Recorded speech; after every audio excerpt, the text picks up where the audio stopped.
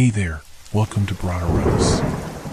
Tonight, we've got hours of chilling horror stories combined with soothing rain sounds to help you relax and sleep.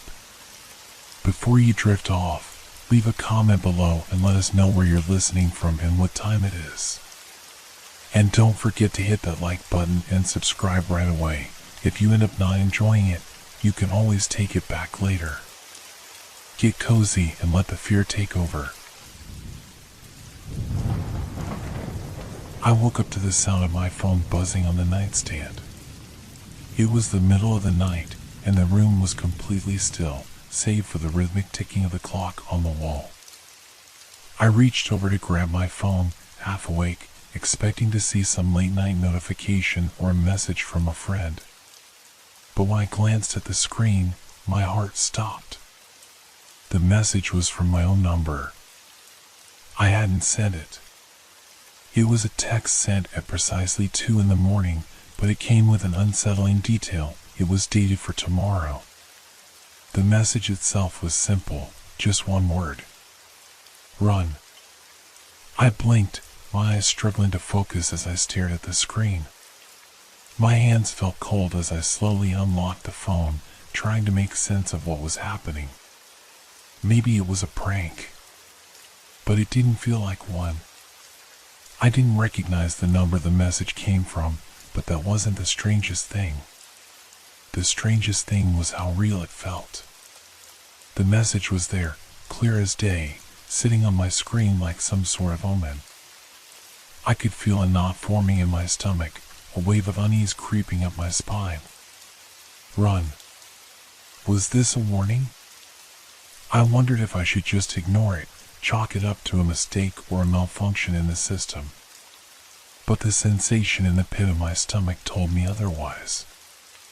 I lay back down, the silence in the room almost suffocating now. The stillness felt wrong, like the world had paused. My eyes scanned the darkness around me, searching for anything out of place. I could hear the faint hum of the refrigerator in the kitchen, but that was all.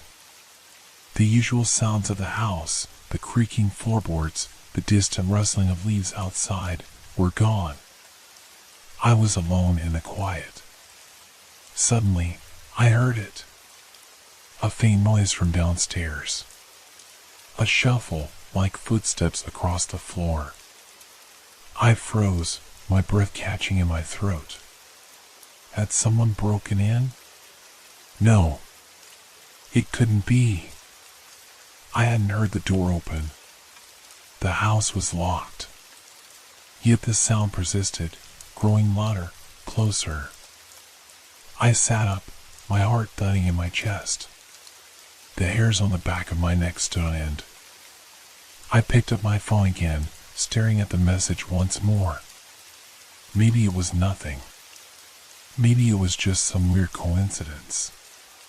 But the unease inside me only grew stronger. I couldn't shake the feeling that something was wrong. Something was coming. I reached for the lamp beside my bed, the click of the switch sounding louder than usual in the silence. The room was bathed in a soft yellow light, casting long shadows on the walls. But everything looked normal. Nothing seemed out of place, except for the creeping dread that had settled into my bones.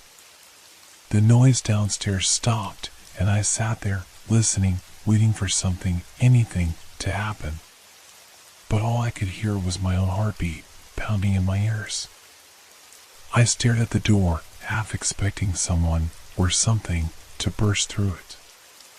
The room felt smaller, the walls pressing in around me. I tried to breathe deeply, to calm myself.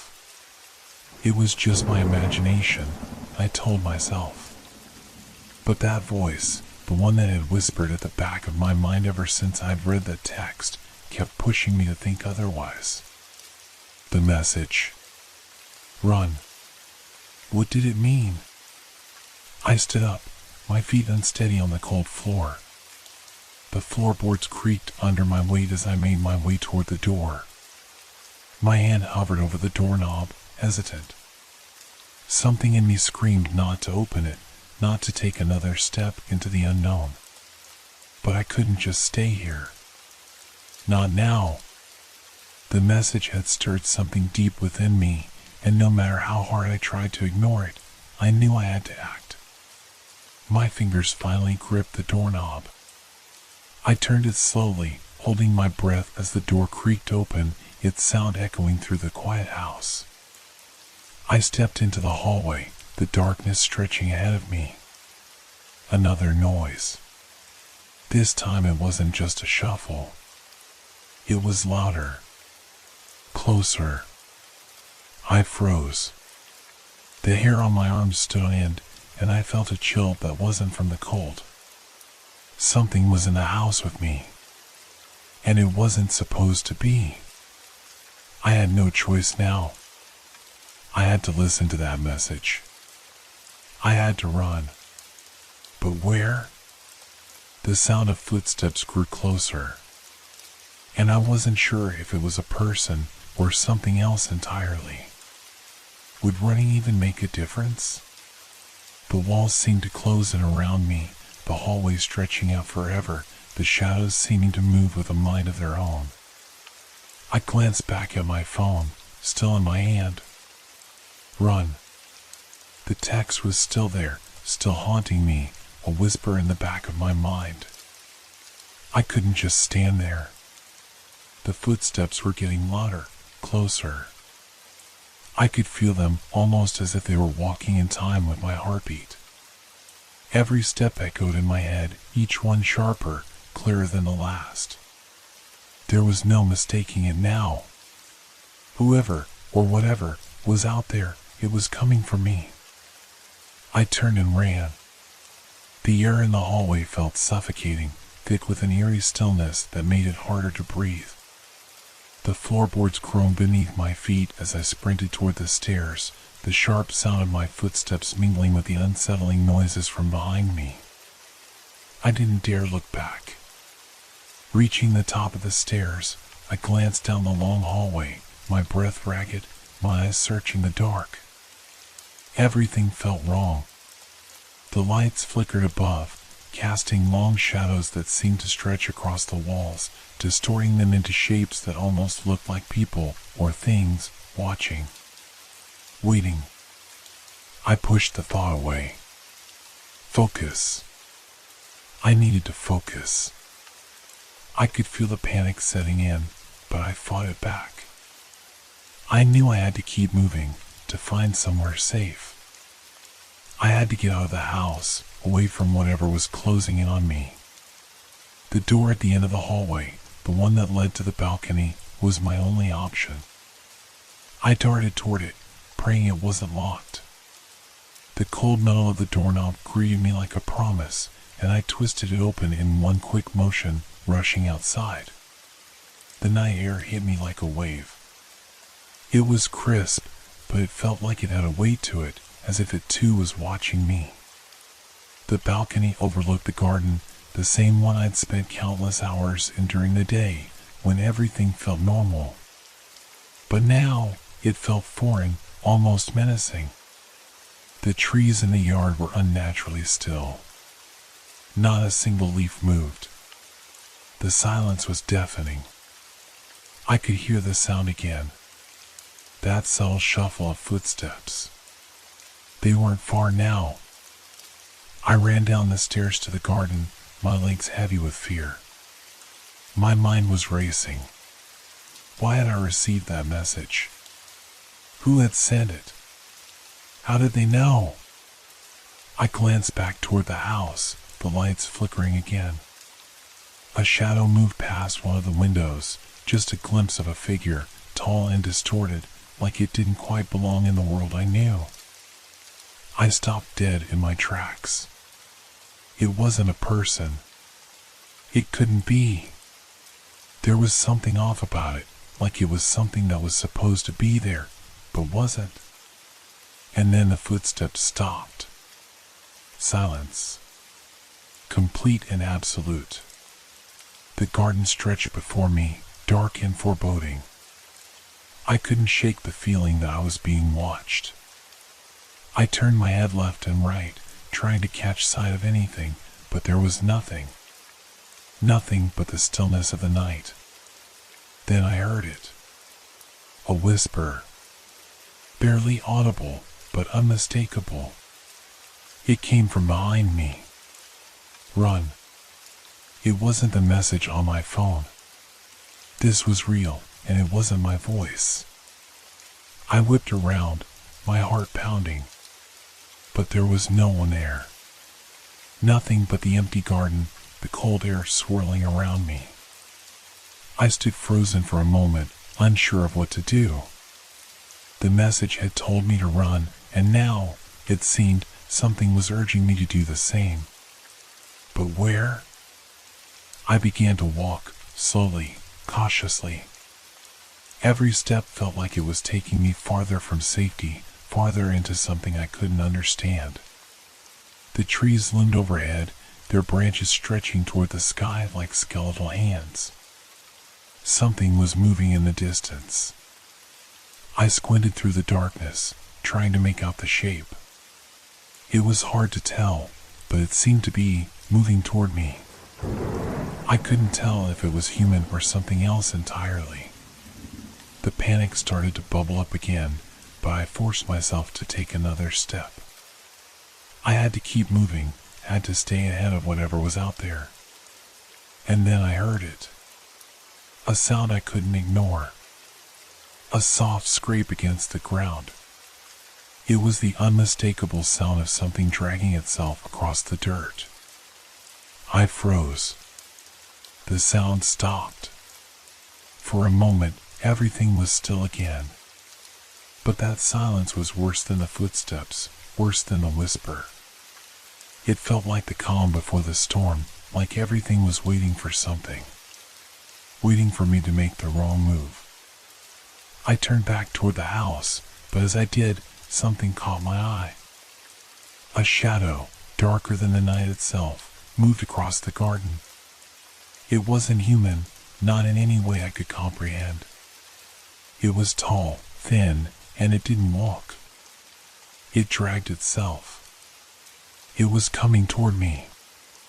My breath caught in my throat, and I turned, running as fast as I could. My legs felt like lead, my heart hammering in my chest. I couldn't hear anything over the sound of my own frantic breathing, but I didn't dare stop.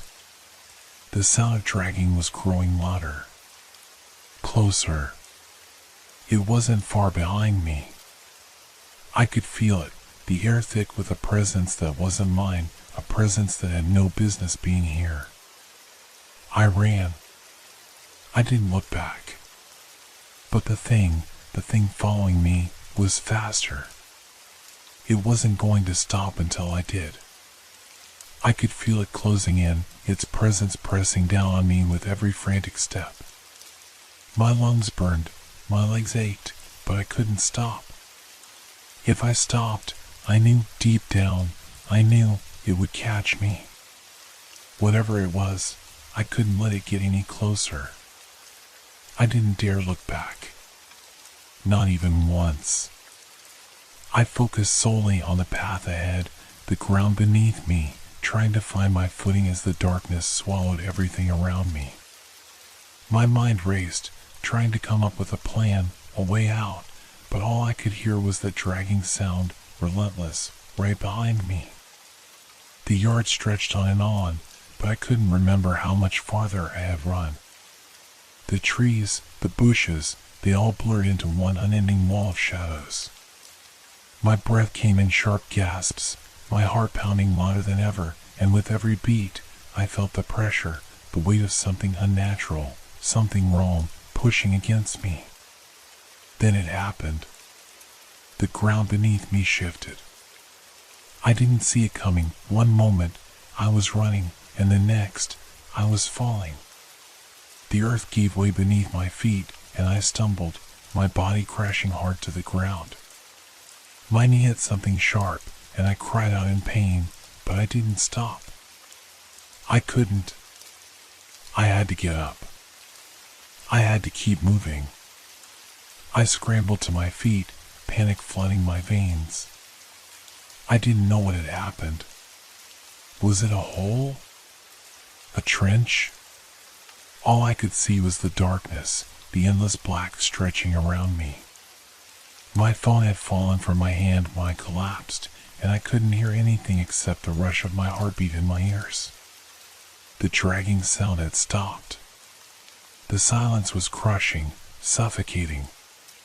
It was too quiet. I hesitated, crouching low, listening for anything. The air was still, heavy, and the oppressive feeling of being watched returned. I felt as though 1,000 eyes were on me, though I couldn't see a thing. I reached for my phone, fumbling in the dark. My fingers brushed against it, and I gripped it tightly, trying to steady my breath. The screen glowed dimly, and for a split second, I thought I saw something, a shadow, fleeting and just out of reach. But when I looked up, there was nothing. I stood up carefully, the pain in my knee making me wince. I looked around, trying to orient myself, but everything was wrong. The garden, the trees, the air itself, it felt like it had twisted, like I had somehow stepped into a different world, one where things weren't as they seemed. Then I heard it again. A soft, distant rustle, like the wind stirring the leaves, but there was no wind. I squinted into the darkness, searching for the source. And that's when I saw it. A flicker of movement, not far from me. A figure, tall and thin, moving in a slow, jerky motion, like it wasn't entirely sure how to walk. I held my breath, my body frozen in place. It wasn't a person. The figure was wrong. The way it moved wasn't natural. Its limbs were too long, too thin. It was dragging itself, like something struggling to stay connected to this world. And it was coming closer. A sudden, sharp crack, like a twig breaking, sounded from behind me. I whipped around, but the yard was empty. Nothing. Just shadows, thick and looming, stretching across the ground like they were alive. I could feel my heart racing, blood pounding in my ears. My thoughts were a blur. I didn't know what it was. I didn't know what had happened. But one thing was clear, whatever was out there, it wasn't going to stop. It wasn't going to let me go. I began to back away slowly, my breath shaky, each movement measured. The last thing I wanted was to run headfirst into whatever that thing was, but I couldn't stay here. I had to move. And then I heard it. A voice. Not from the figure, not from anywhere near me, but from within my own mind. It wasn't a voice I recognized, but it was crystal clear. Don't look back. I froze. My blood ran cold. I didn't know who had spoken, or if it had been me, or something else. But the voice held a command, a warning that I couldn't ignore. I stood still, listening, waiting for something. Anything. But there was nothing. The sound of dragging resumed, closer now. My body tensed. The figure had moved. It was no longer just a shadow, it was real, and it was moving toward me with slow, deliberate steps. I could see it now, more clearly. The figure wasn't just tall and thin. It was wrong. Its skin was pale, almost translucent, stretched too tightly over its bones. Its head tilted at an angle, and its eyes were black, wide, and empty, as though they were staring into the very core of my soul. I turned, breaking into a sprint. I didn't think. I just ran. My body was acting on instinct, fueled by fear, desperation. I didn't know where I was going, but I knew that staying in that garden, facing whatever was behind me, was not an option. The dragging sound was still there, growing louder, closer. I could feel it in my bones, the weight of it, the darkness that followed in its wake. And then, in the distance, I saw it, the streetlights, the edge of the property, the boundary between the garden and the world beyond. I pushed myself harder, faster, ignoring the pain in my legs, the tightness in my chest. My body screamed for me to stop, but I couldn't. I had to get out. I had to leave this place behind. But just as I reached the fence, I heard it again, the whisper. Run. And then everything went dark. I don't know how long I was out. The world spun around me when I woke up, and the first thing I noticed was the cold, damp ground beneath my back. The smell of earth, of wet grass, filled my nostrils. My head throbbed, and my body felt like it had been dragged through the dirt. I blinked, trying to clear the fog in my mind. Where was I? For a moment, I couldn't remember what had happened. The memory of the garden, of the dragging figure, felt distant and hazy, like a nightmare fading upon waking. I pushed myself up, groaning as pain shot through my body. My knees buckled, and I fell to the ground again, hands scraping against the cold earth. My phone. I reached into my pocket, heart racing as I pulled it out. The screen was cracked, but it still worked. I tried to focus on the glowing words. There were no new messages. No strange warnings. Just the familiar glow of the home screen, the usual notifications. It was a lie. I knew it. I couldn't shake the feeling that something had shifted. That something had changed, and I was no longer in the same world I had been in before. I pushed myself to my feet again, this time steadying myself against a nearby tree. The yard looked the same twisted, shadowy garden, the same barren trees. But it felt different. The air was still thick, heavy. The silence was suffocating. I took a cautious step forward, eyes scanning the surroundings. But nothing seemed out of place. The dragging sound, the thing following me, it was gone. I felt like I was in a dream, walking through a world that was only half real. Nothing made sense anymore.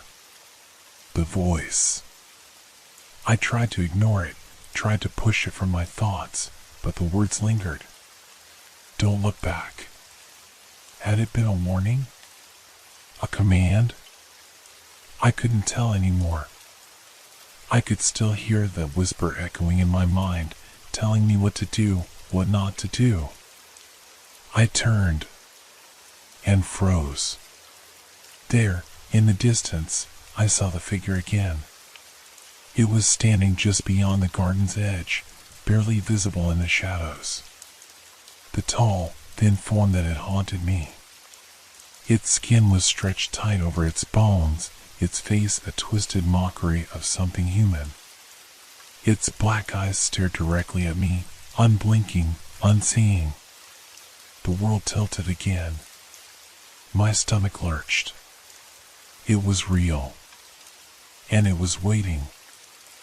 I didn't know how long I stood there, paralyzed. My body screamed at me to run, but my feet wouldn't move.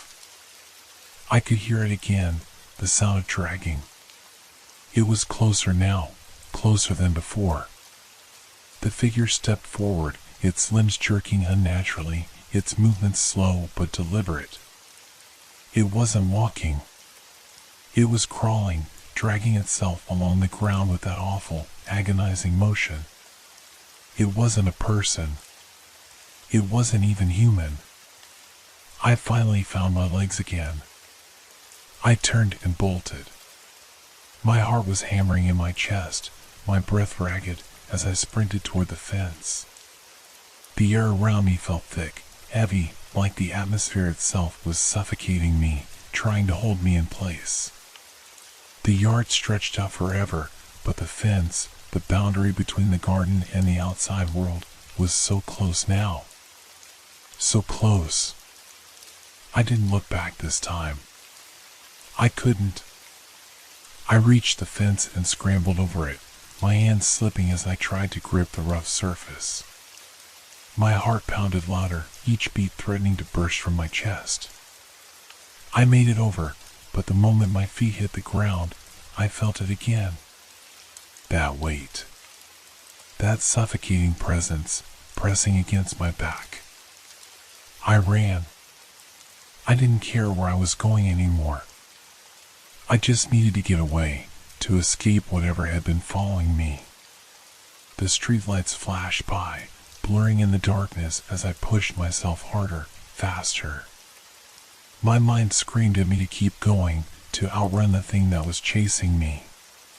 But no matter how fast I ran, I couldn't shake the feeling that it was still there, that it was just behind me, waiting for the moment I faltered. Suddenly, the sound came again. The dragging. But this time, it wasn't just behind me. It was all around me. I could hear it, feel it, pressing in on me from every direction. The darkness closed in, thick and suffocating. I stumbled, tripping over something in the street, my hands scraping against the asphalt. I looked up, and for a moment, everything seemed to blur. The streetlights flickered, the shadows shifting, twisting. The voice. Run. It wasn't just in my mind anymore. It was everywhere. I pushed myself to my feet, gasping for air, my legs trembling with exhaustion. But when I looked around, there was no sign of the figure. No sign of anything. The streets were empty. The world, for a brief moment, seemed normal. But that didn't last. Out of the corner of my eye, I saw it again. The shadow. Moving, jerking, crawling toward me. I couldn't breathe. I couldn't think. I ran. I ran until the streets blurred, until the world around me twisted into something unrecognizable. My body was screaming at me to stop, to rest, but I couldn't. I couldn't stop. And then I heard it again. The voice. Run. And just before everything went dark once more, I realized it wasn't a warning. It was a command. And there would be no escape. I woke up in the dark again. This time, the silence wasn't as suffocating. It wasn't the heavy, unnatural quiet I'd become accustomed to. No. This was different. This was the silence of a world holding its breath. I blinked, trying to gather my senses. The night was still thick around me, but I was no longer in the street. I wasn't even in the garden anymore. I was in a room. My room. I could barely make out the familiar shapes in the dim light, the dresser, the bed, the desk in the corner. It felt like everything was as it should be, but something was wrong. My body still felt like it had been through a war, bruised, battered, and exhausted. My chest rose and fell with shallow, quick breaths, as if I had just run a marathon. I sat up slowly, feeling the weight of the blanket over me. It was cold. Not just the temperature, but the air itself. There was a heaviness to it, like something was lurking in the corners of the room, waiting, watching. The silence wrapped itself around me again. And then I heard it. A faint rustle. I froze. It wasn't from inside the room. It came from outside, from the hallway. The same dragging sound. Soft at first, distant, but unmistakable. My heart skipped a beat. I pushed myself off the bed, stumbling to the door. My hands were trembling, the cool metal of the doorknob slick with sweat as I twisted it. The door creaked open. The hallway outside was empty. The same dim lights flickered above, casting long, twisted shadows along the walls. It was eerily still. The only sound was that dragging. Closer now. Much closer. It was real. It wasn't in my head. I stepped out into the hall, my bare feet hitting the cold wooden floor. My body shook, my nerves on edge. I had to know what it was. I had to understand. I had no choice. I crept forward, my eyes darting to the shadows, to the dark corners of the hallway. The dragging noise was louder now. Closer. I couldn't see anything, but I could feel it. Something was moving, something was there, just out of view. The air around me seemed to thicken, suffocating, like it was pulling me deeper into its grip. The temperature dropped again, making me shiver as I pressed myself against the wall. I had to keep moving. I turned the corner and froze. There, standing at the far end of the hallway, was the figure. It wasn't far now. It was right there, just beyond the reach of the light, its long, twisted limbs crawling along the floor with that horrific dragging sound. Its pale skin gleamed in the dim light, stretched tight over its bones. Its head tilted unnaturally, its black eyes fixed on me. I couldn't breathe. My feet were rooted to the spot. It spoke. Run. It was the same voice, the same whisper that had haunted me. But this time, it wasn't a warning. It was a command. I couldn't move. I couldn't escape. I felt it then. The weight in the air, the presence pressing in from all sides. I could hear it, feel it, the thing that had been stalking me all along. It wasn't just one creature. It wasn't just this figure in front of me. It was everywhere. The walls seemed to close in.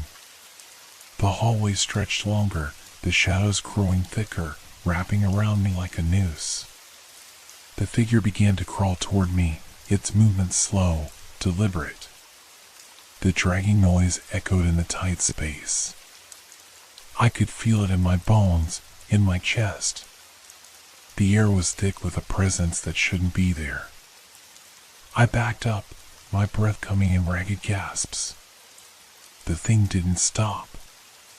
It was coming for me, dragging itself closer, inch by inch. I turned to run. But then, I saw something else. At the end of the hallway, near the stairs, there was another figure. Just as tall. Just as thin. Just as wrong. It was waiting. I couldn't go that way. I had no choice but to keep running toward the other end of the hallway, but the door, the front door, was just as far. I could see it now, but the figure was in my way. It was moving, crawling, its presence consuming everything. I couldn't breathe. The air itself seemed to be tightening around me. Run, the whisper said again, but it wasn't coming from the figure anymore. It was coming from everywhere. From the walls. From the ceiling. From my own mind. I ran. I ran until my legs were numb, until I couldn't tell where I was anymore. The hallway twisted, the walls stretched. Everything was wrong. And then I hit the wall. I wasn't in the hallway anymore. I wasn't even in the house. I was outside. The air was cold, and the world was dark. No trees. No garden. Just an endless expanse of nothing. I could feel them all around me. The shadows, the figures. They were closing in, all around me, their presence pressing in, suffocating. I couldn't escape. I couldn't breathe. And then everything went silent. Not just the dragging sound. Not just the whisper. Everything. The silence was deafening. I felt something cold against my skin. A hand. I screamed, but no sound came. And then I realized I wasn't running anymore. I was already gone.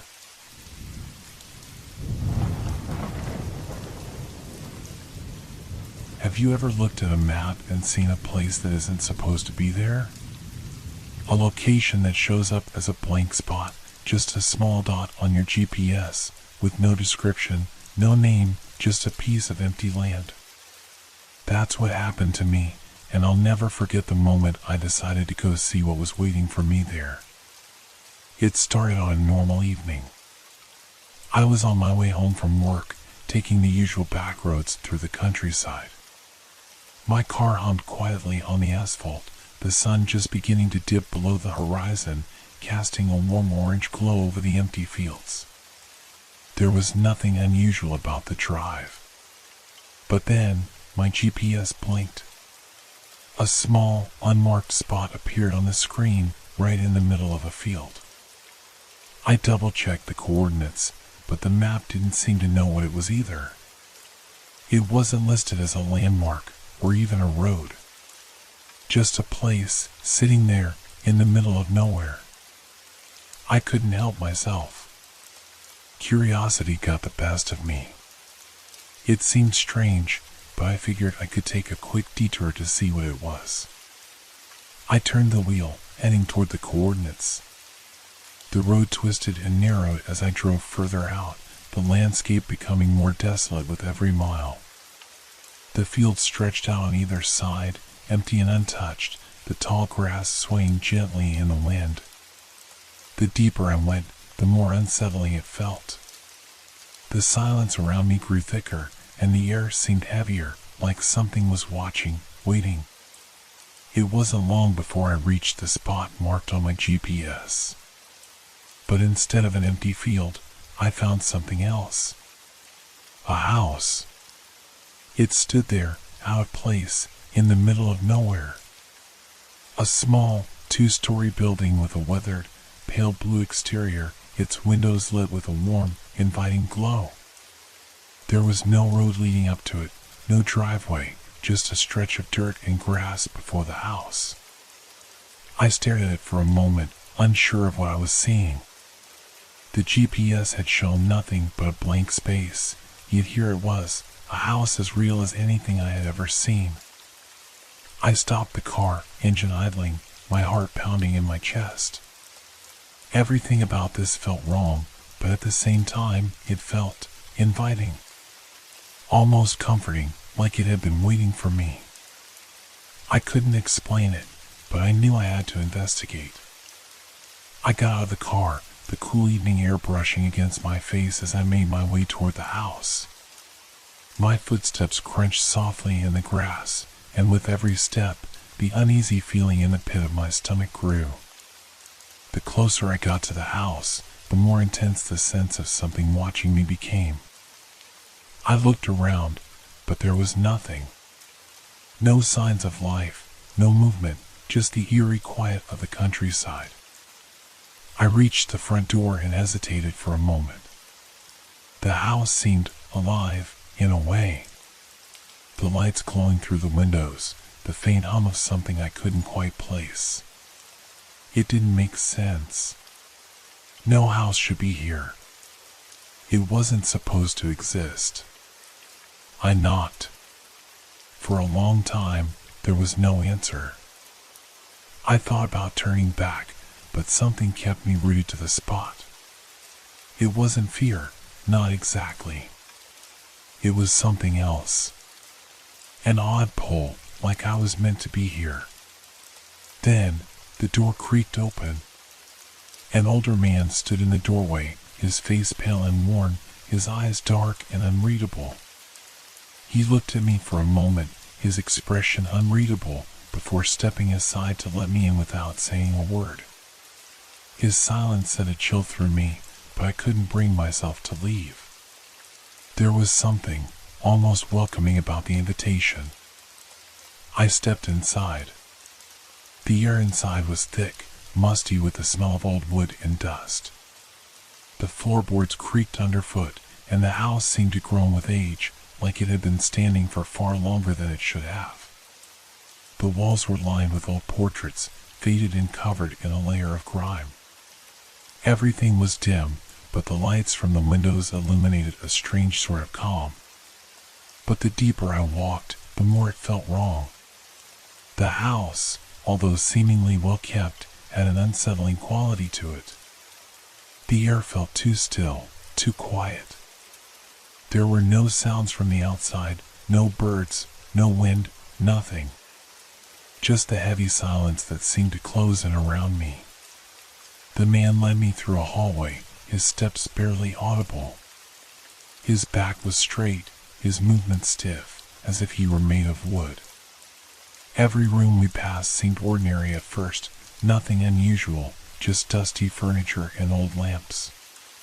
But then, something caught my eye. In the corner of one of the rooms, there was a shadow. A dark shape that didn't belong. It shifted slightly, and I froze. I couldn't move. I couldn't even breathe. I turned away quickly, trying to focus on the man who had already walked further down the hall as though nothing had happened. We stopped in front of a door at the end of the corridor. The man reached for the knob, his fingers stiff as they gripped it. He didn't look at me as he opened the door. He just stepped aside. What was inside was nothing like what I expected. The room was empty. But it wasn't the emptiness that was unsettling. It was the air in the room, thick with something dark, something that I couldn't put into words. I stepped forward, compelled by a force I couldn't understand, my body moving of its own accord. And then I saw it. In the center of the room, on the floor, was a small box. It was simple, wooden, aged with time, but the moment I laid eyes on it, I knew it wasn't supposed to be there. I reached for it. And that's when everything changed. The moment my fingers brushed the surface of the box, a sharp, cold shiver ran down my spine. It was like I had touched something ancient, something that had been waiting for this exact moment. A jolt of fear surged through me, but I couldn't pull away. My hand seemed glued to it, compelled by an invisible force. I could hear the man's footsteps behind me, slow and deliberate. I didn't turn to look at him. I couldn't. My eyes were locked on the box, and my heart pounded so loudly that it drowned out everything else. With a hesitant breath, I lifted the lid. Inside, there was nothing. Or at least, that's what I thought at first. The box was empty, save for a single slip of paper. It was yellowed with age, its edges curled and brittle. Something about it felt wrong, as if it didn't belong in this place. My hand trembled as I reached for the paper and unfolded it. The words on it were scrawled in dark ink, messy but unmistakable. They were in a language I didn't recognize, symbols I couldn't understand. But as I stared at them, something strange happened. The words began to shift, to twist and rearrange themselves in my mind, forming a clear message. You should not have come. I gasped, dropping the paper as though it had burned me. My eyes darted around the room, searching for the man, but he was no longer behind me. The hallway was empty. The silence felt thicker, more oppressive. The air in the room seemed to darken, as if the shadows were drawing closer. A soft noise from the corner caught my attention. A rustle, like someone shifting in the dark.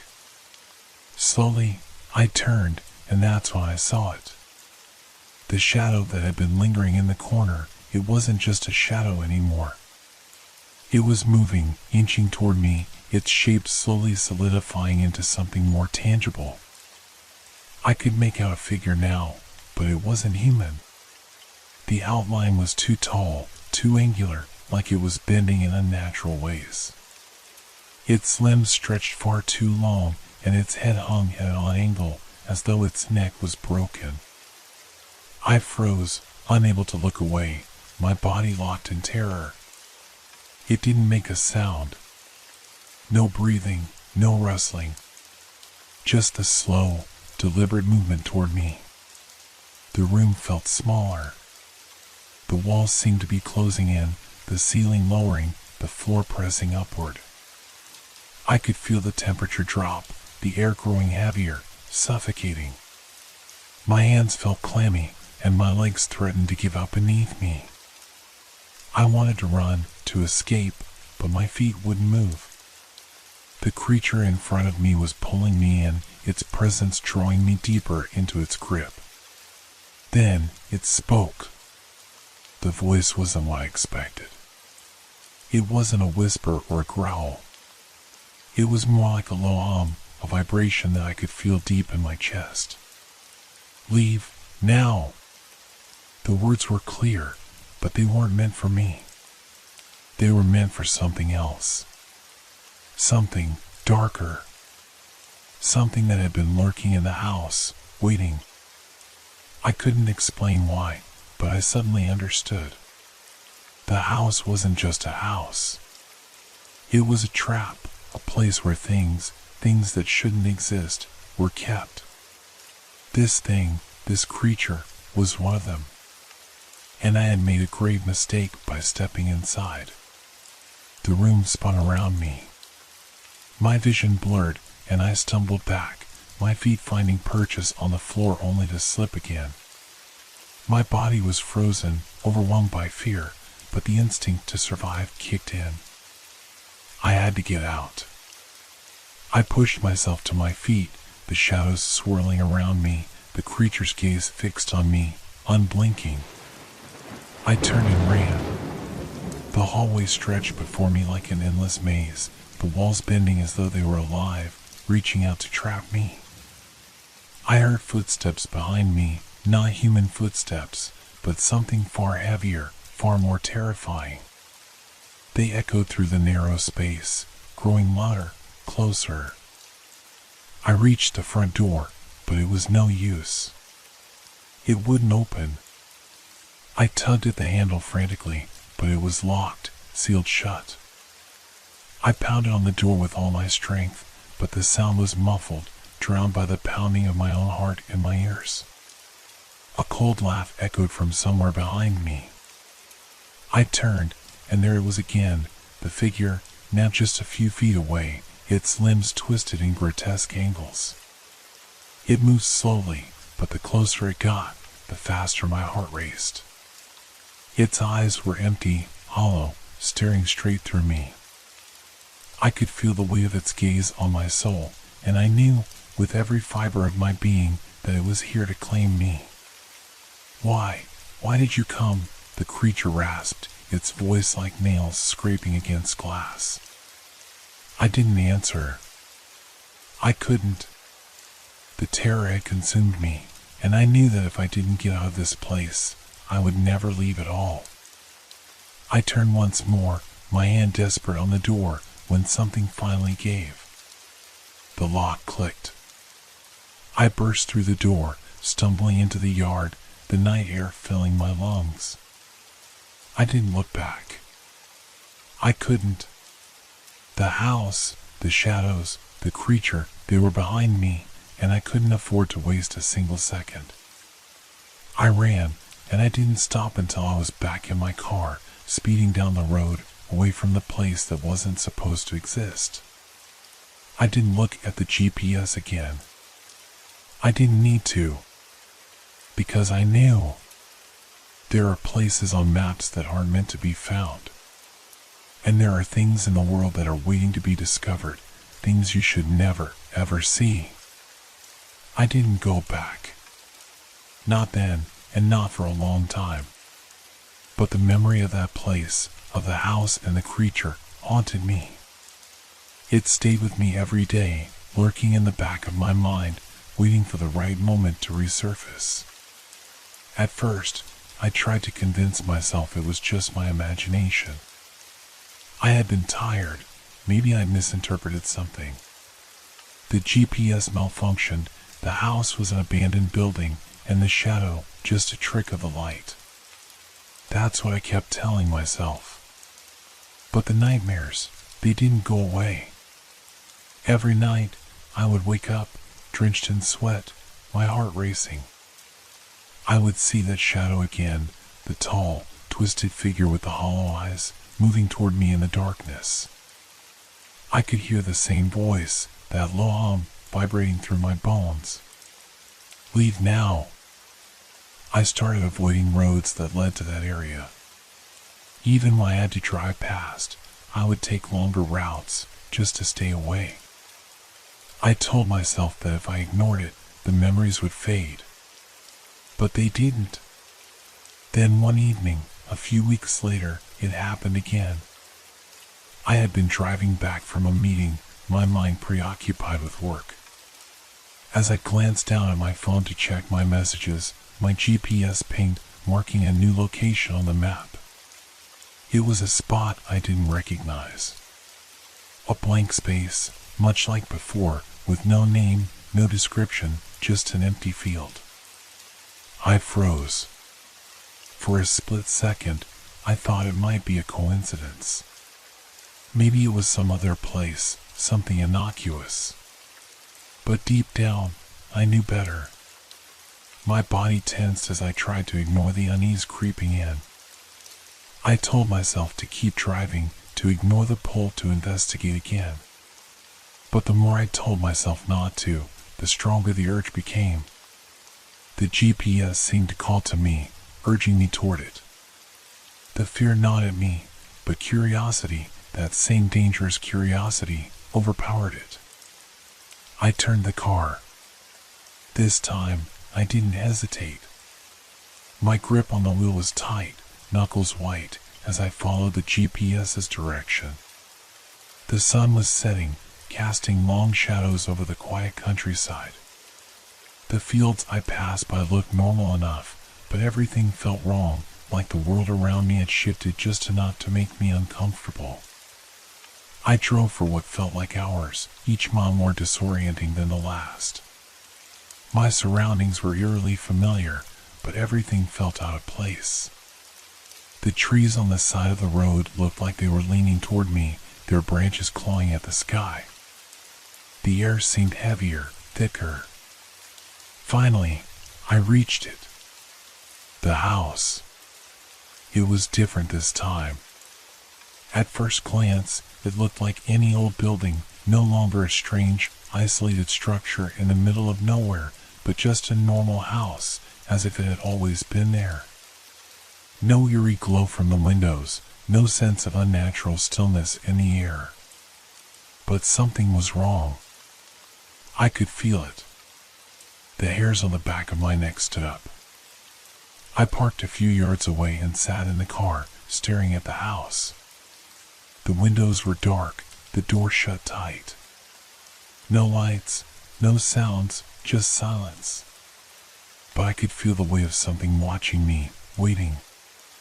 I couldn't tell if I should go in or turn around and leave, but the decision was taken out of my hands when the front door creaked open, slowly. I didn't move. I didn't even breathe. The man I had seen before was standing in the doorway, his face just as pale, his eyes just as dark, but this time he didn't wait for me to approach. He beckoned, a slow, deliberate motion with his hand, as though expecting me. There was no invitation this time, no sense of calm. Just the same pull I had felt before, like the house was calling to me, drawing me in. I tried to tell myself I should leave, that I had already been here once, and that was enough. But I couldn't. My feet moved on their own. I walked toward the door, my body numb, my mind racing, as if a part of me was already resigned to whatever came next.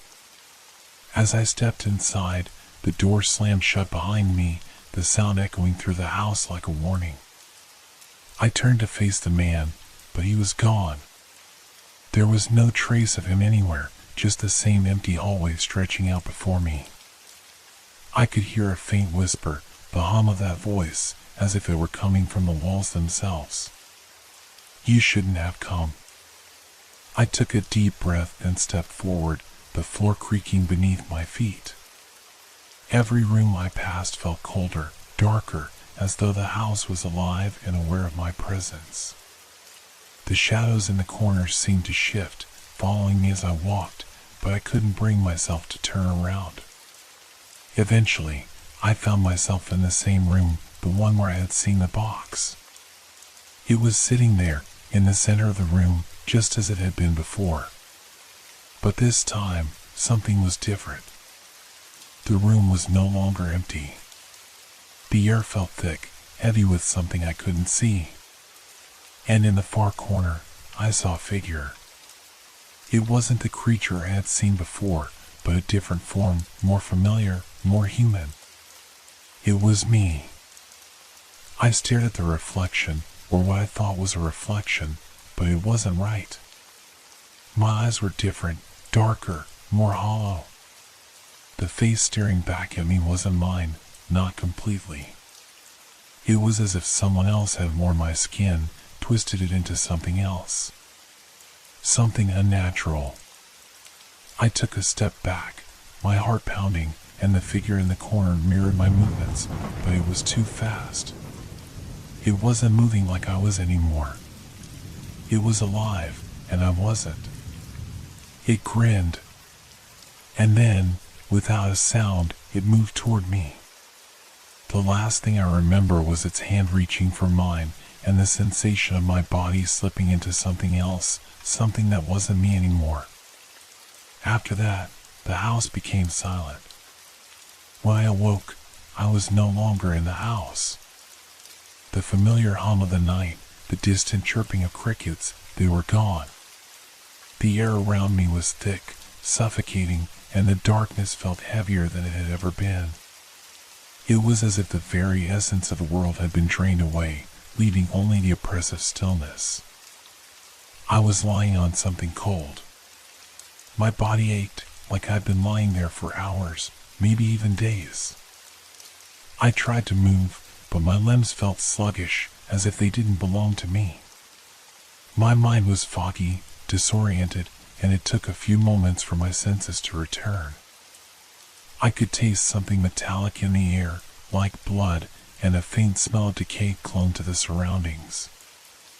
I pushed myself up slowly, my eyes struggling to adjust to the dark. As my vision cleared, I realized I wasn't in a room or a house at all. The ground beneath me wasn't dirt or wood.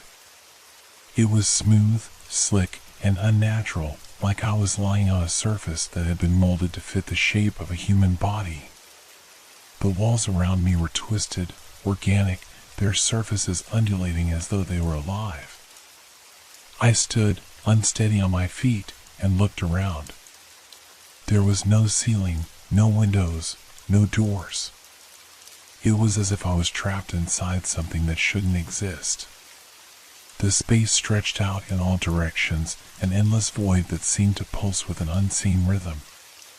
The walls were closing in on me, but not with physical force, more like a suffocating pressure from every angle, the air growing thicker, heavier, each breath becoming more difficult to take.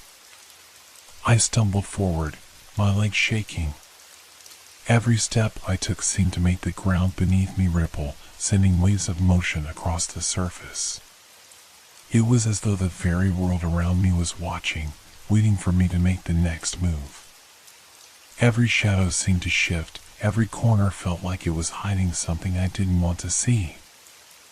I looked back, expecting to see the place I had just come from, but the house, the door, the figure, they were all gone. It was just me now, alone in this place, wherever this was. The silence was maddening. I tried calling out, but my voice was swallowed by the vastness, consumed by the emptiness. There was no echo, no response. Just the oppressive silence that seemed to press against me, making it harder to think, harder to breathe. I wanted to scream, to run, but there was nowhere to go. Then, through the stillness, I heard it. A whisper. It was faint at first, just a breath of sound, but it grew louder, more insistent. It was familiar, like a memory I couldn't quite place. You shouldn't be here. I froze, my heart stopping in my chest. I looked around frantically, but there was no one. The voice was coming from everywhere, from the walls, the ground, the air itself. I couldn't tell if it was inside my head or if it was the world itself speaking to me, but it didn't matter. The message was clear. I wasn't supposed to be here. I took another step forward, but something shifted in the distance. A faint glow appeared at the far end of the void, like a distant light in the blackness. It wasn't a warm light, it was cold, sterile, like the light you'd see in a hospital, the kind that made everything feel wrong. Without thinking, I moved toward it. I had to. It was the only direction, the only thing in this endless space that felt real. As I moved closer, the glow grew brighter, and the walls around me began to change. They started to shift, their organic surfaces warping and twisting, revealing shapes I couldn't quite comprehend. It was as if the space itself was being stretched and torn, revealing things that didn't belong. Things I couldn't look at without feeling like I might go mad. And then, I saw it. In the center of the light, a figure stood. A man, but not the same man from before. This one was taller, his features more defined, his presence more imposing. His eyes gleamed with a sickly yellow glow, and his skin was slick, like it was made of something alien. He wasn't human. I could feel it in my bones. He was something else, something that didn't belong here, but was tied to this place, to this nightmare. He stared at me with a knowing gaze, as if he had been waiting for me, watching me from the moment I first saw the house. You should not have followed, the figure said, his voice deep, resonating through the very air around me. I wanted to speak, to ask what was happening, to scream for help. But I couldn't. My voice had vanished, replaced by the weight of fear pressing against my chest. He stepped forward, his long limbs moving in a fluid, unnatural motion. Each step he took seemed to make the ground tremble beneath me. But now you're here, he said, as if it were inevitable, as if there was no escape from the situation I had placed myself in. I tried to back away, but the space around me closed in, the walls twisting in response to my movements. I was trapped. He reached out, and with a single motion, everything changed. The light flickered, the walls trembled, and the space around me seemed to fold in on itself. The air became suffocating, the ground beneath my feet pulling me down, as if the world was trying to consume me. I gasped, struggling to breathe, but the air was thick with the weight of his presence. The last thing I saw was his smile, a twisted, hollow grin that stretched far too wide. And then, everything went dark. I woke up again. This time, I was in the same place I had been before. But something was different. The walls were still twisting, the shadows still shifting, but now, there was a new sense of understanding. I knew what had happened. I was still trapped. Still lost in a place that didn't exist, where the rules of reality didn't apply. And there was no way out.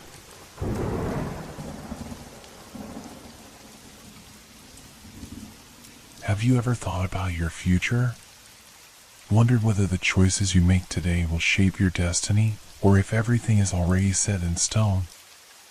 I used to think it was all just a matter of luck, circumstance, or hard work, but that was before I started receiving the letters. It all began one cold morning in early autumn. I was just getting home from work, my mind preoccupied with the usual worries, bills, deadlines, that one phone call I had to make, and the mountain of laundry waiting for me. When I opened the mailbox, I didn't expect anything out of the ordinary. Junk mail, a couple of bills, and maybe a postcard from my aunt in Florida, that was all. But then I saw it. A plain envelope with no return address. Just my name written in neat, precise handwriting that looked oddly familiar.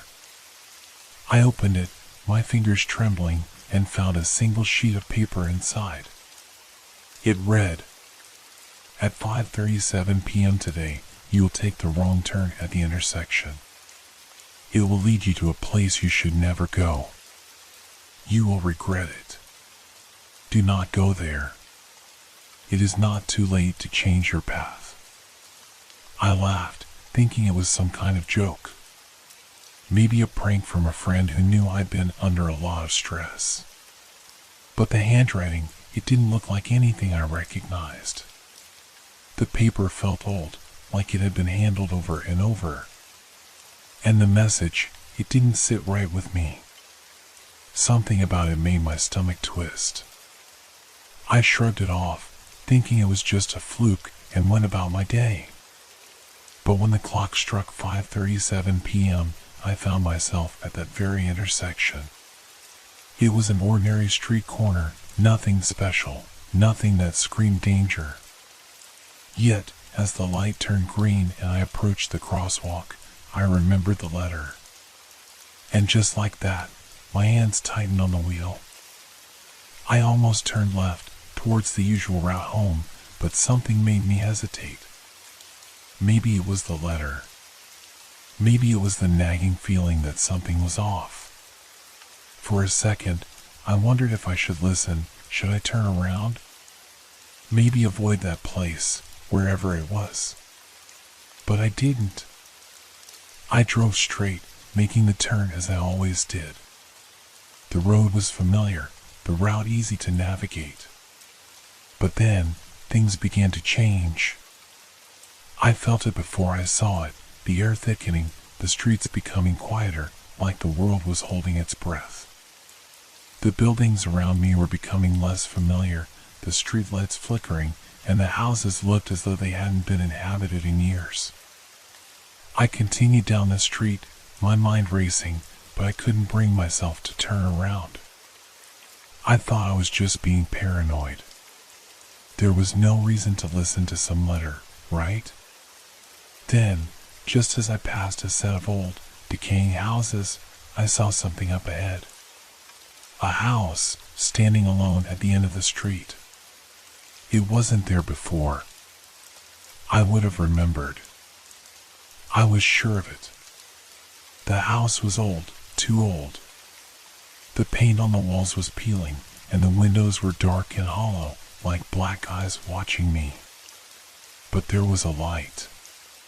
A faint glow in one of the rooms. Someone was inside. I don't know what compelled me to stop. Maybe it was the curiosity, or maybe something else.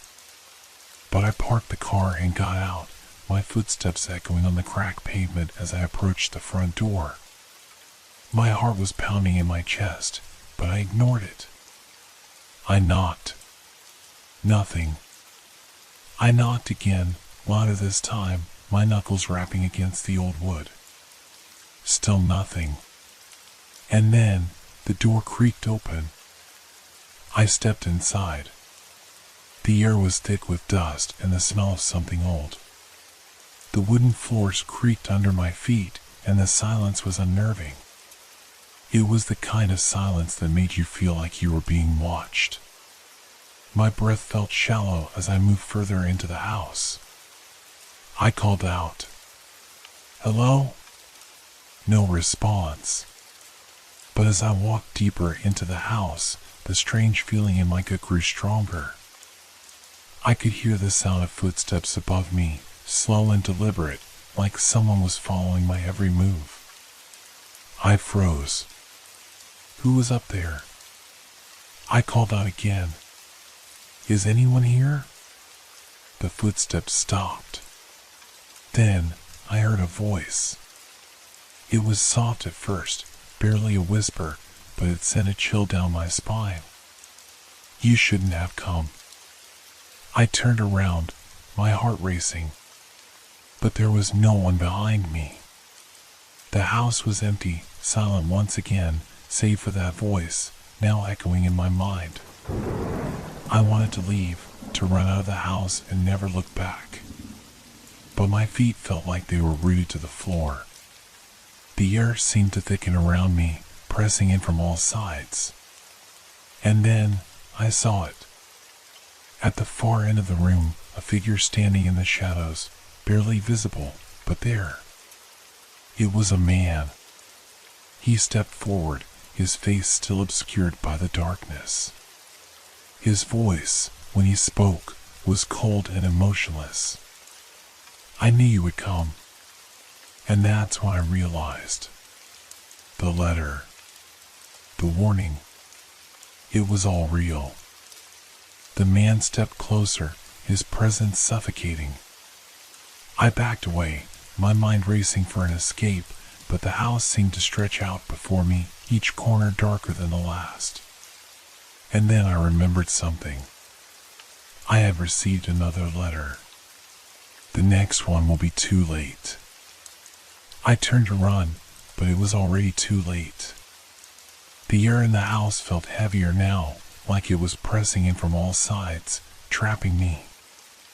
I could barely breathe, my chest tight as I turned toward the door, desperate to get out.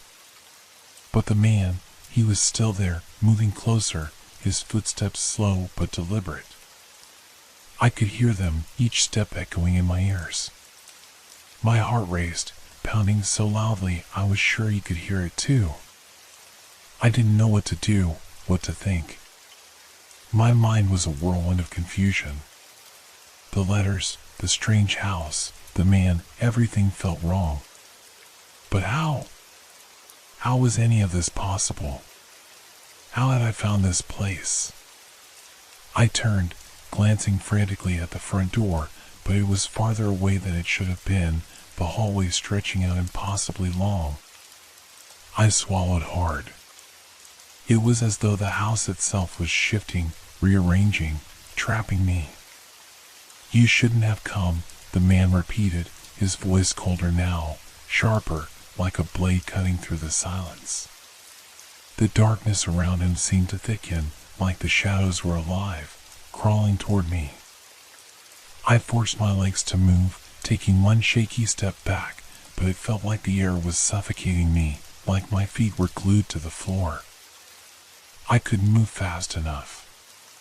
Every second that passed felt like an eternity.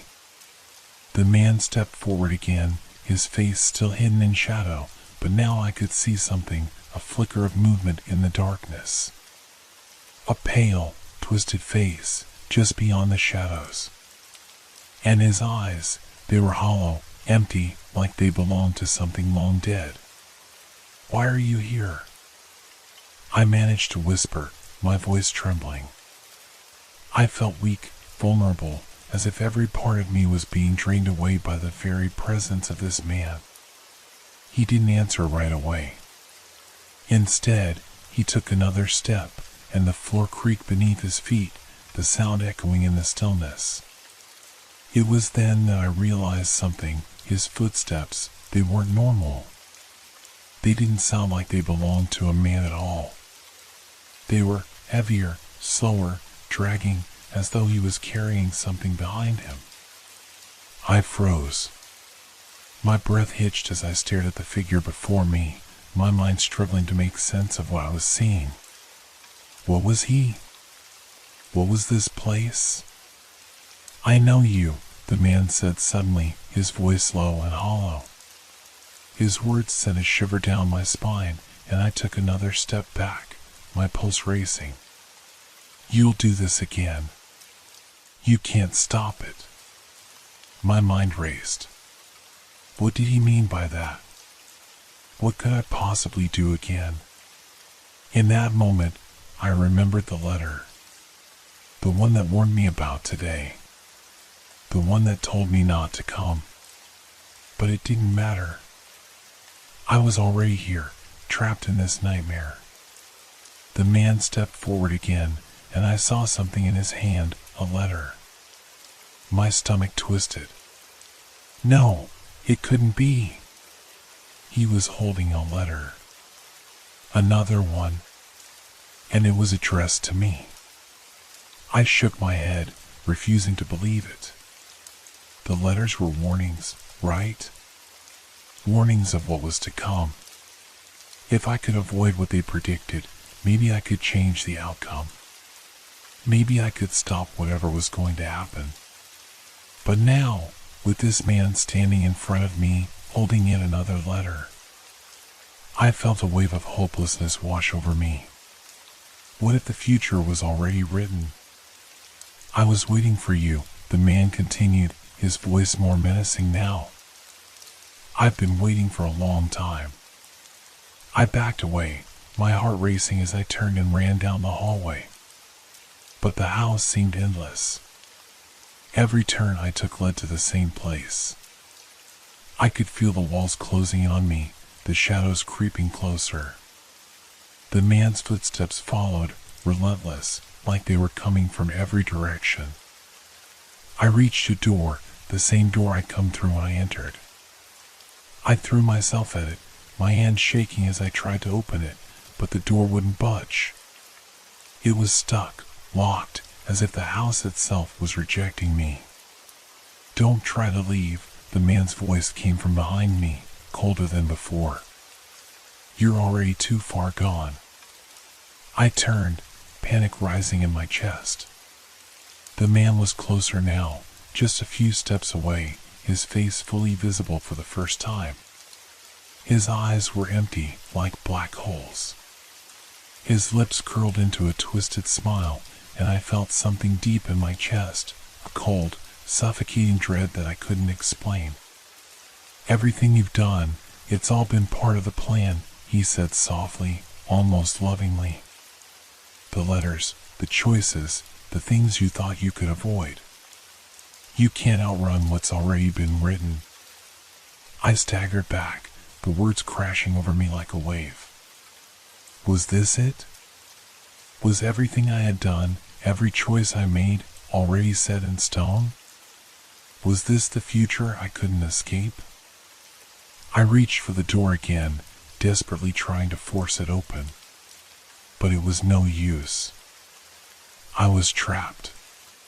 The man was too close now, and the shadows were swallowing me whole. I could feel them wrapping around me, pulling me deeper into the darkness.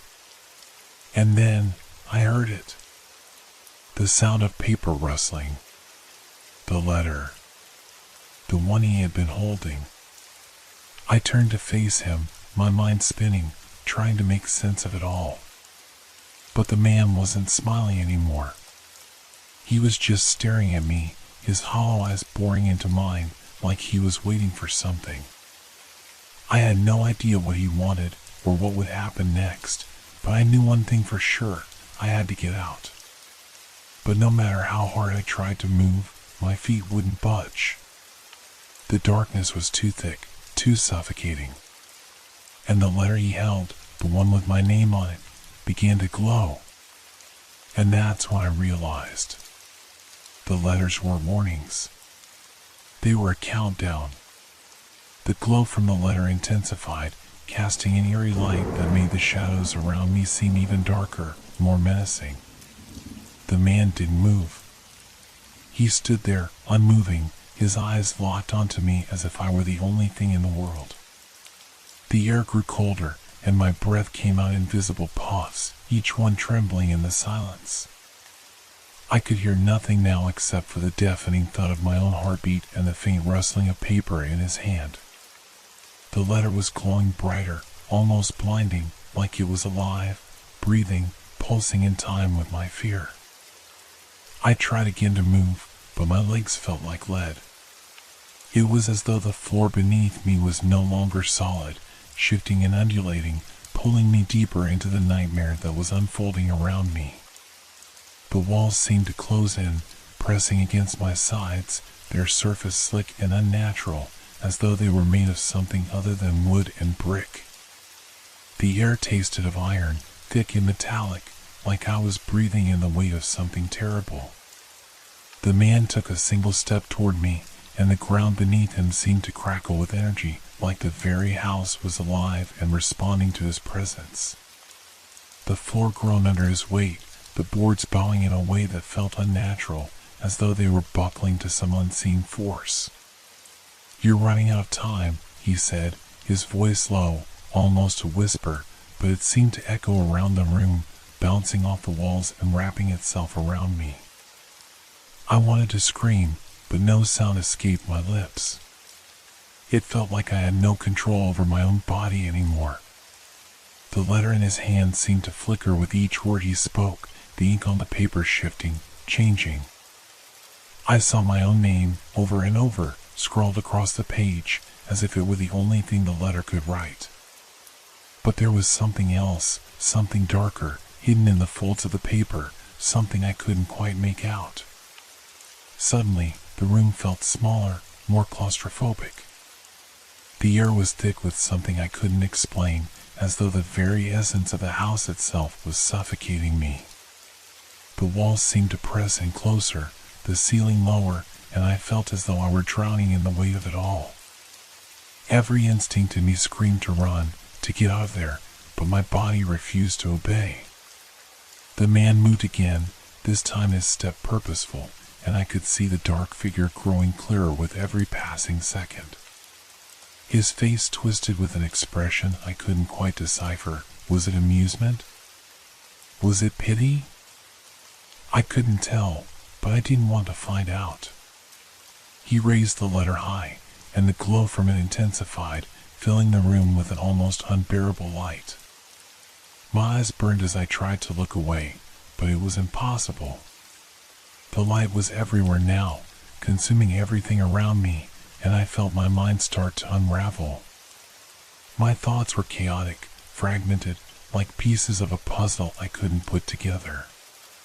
And then, I saw it. In the glow of the letter, I could make out the words that were slowly etching themselves onto the page, as if they were written by some invisible hand. I could feel my breath catch in my throat as I recognized what it said. It was my name again, but it wasn't just that. It was a sequence of events, a series of choices that led me here. I saw myself, the decisions I made, the places I'd been, and the terrifying consequences that followed. "You don't have much time left," the man said again, his voice now a whisper, but it felt like it was all around me, echoing in my head. "The future is already written, and there's no escaping it." I wanted to fight it. I wanted to scream, to deny it, but the words on the paper, the truth of them, was undeniable. Every choice, every mistake, every tiny moment of my life had led me to this place, to this point where I was trapped, unable to move, unable to change what was coming. The letter began to crumble in his hands, the paper disintegrating into dust, the glowing words vanishing into the air like smoke. I felt a chill run through me, a coldness that pierced deep into my bones, and for the first time, I understood what the man had been saying all along. I was already too late. The shadows around me seemed to close in, and I could feel the weight of them bearing down on me, pushing me to the ground. My vision blurred, and for a moment, I couldn't breathe. I could feel the air tightening around my chest, the house itself pulling me into the dark. I glanced up at the man once more. His face was no longer twisted with malice. Now, it was almost sad. A sorrowful expression, like he was watching me, waiting for me to understand what I could not avoid. "You can't change it," he said, his voice fading, becoming a mere whisper in the darkness. "It's already written." I felt my knees buckle, the darkness overtaking me, and for a moment I thought I might lose consciousness. But just as quickly, a cold, sharp sensation tore through me, a searing pain, deep and raw, like something was being ripped from me. And in that moment, I understood. The letters, the man, the house, everything had led to this. I was not just trapped in this house. I was trapped in a loop, a cycle that had already been set in motion. And no matter what I did, no matter how hard I tried to fight, it would always end the same way. There was no escaping my fate. The world around me began to fade, the shadows closing in completely. I felt a wave of hopelessness wash over me as the letter's words echoed in my mind over and over. It's already written. And in the end, I would have no choice but to repeat it. The darkness seemed to stretch on forever, pulling me deeper into its suffocating grasp. My eyes were closed, yet the eerie glow from the letter still lingered in the back of my mind, painting images on the walls of my thoughts. I could still hear his voice, soft and insistent, as though it was not just in my ears but inside my head, growing louder with each passing second. You can't change it. I tried to move, to break free, but my limbs were heavy, unresponsive, as if they no longer belonged to me. A cold sweat covered my skin, and my breathing became erratic. The room had disappeared, replaced by a vast emptiness that stretched out in all directions. There was nothing here but the overwhelming sense of impending doom. I gasped for air, panic creeping into my chest, but all I could hear was that whisper, repeating over and over. It's already written. There was no escape. No way out. I knew that now. Suddenly, a flash of light cut through the darkness. It was blinding, far brighter than the letter had been, and for a moment, I thought it was the end.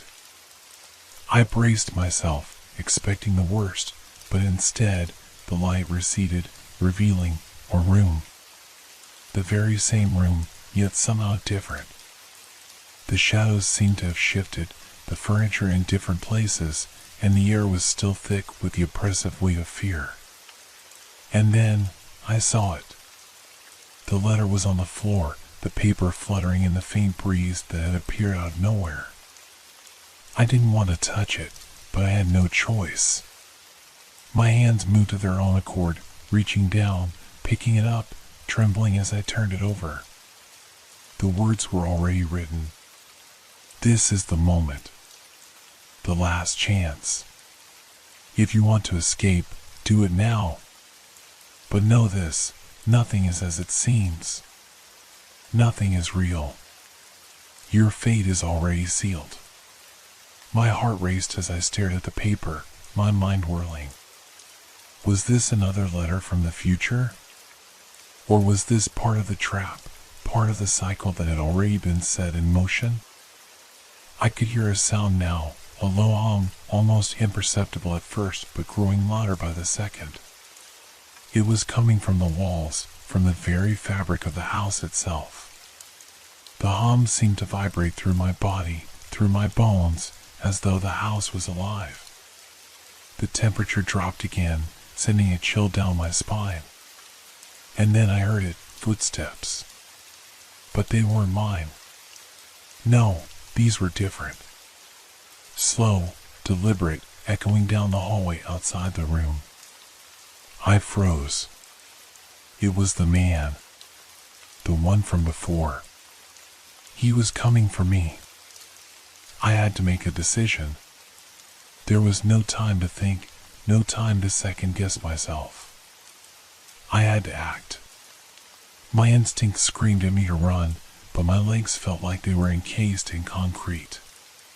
The footsteps grew louder, closer. He's coming. He's coming to finish this. I felt my pulse quicken, fear tightening around my chest. My mind raced, trying to process everything that had happened, the letter, the warnings, the man. It all felt like a nightmare, a bad dream I couldn't wake up from. But no matter how hard I tried, I couldn't shake the feeling that this was real, that it was all happening for a reason. I looked around the room, desperate for a way out, but the walls seemed to close in around me, narrowing, suffocating. The door was locked. I could see it now, the handle cold and unyielding. It was like the house was actively preventing me from leaving.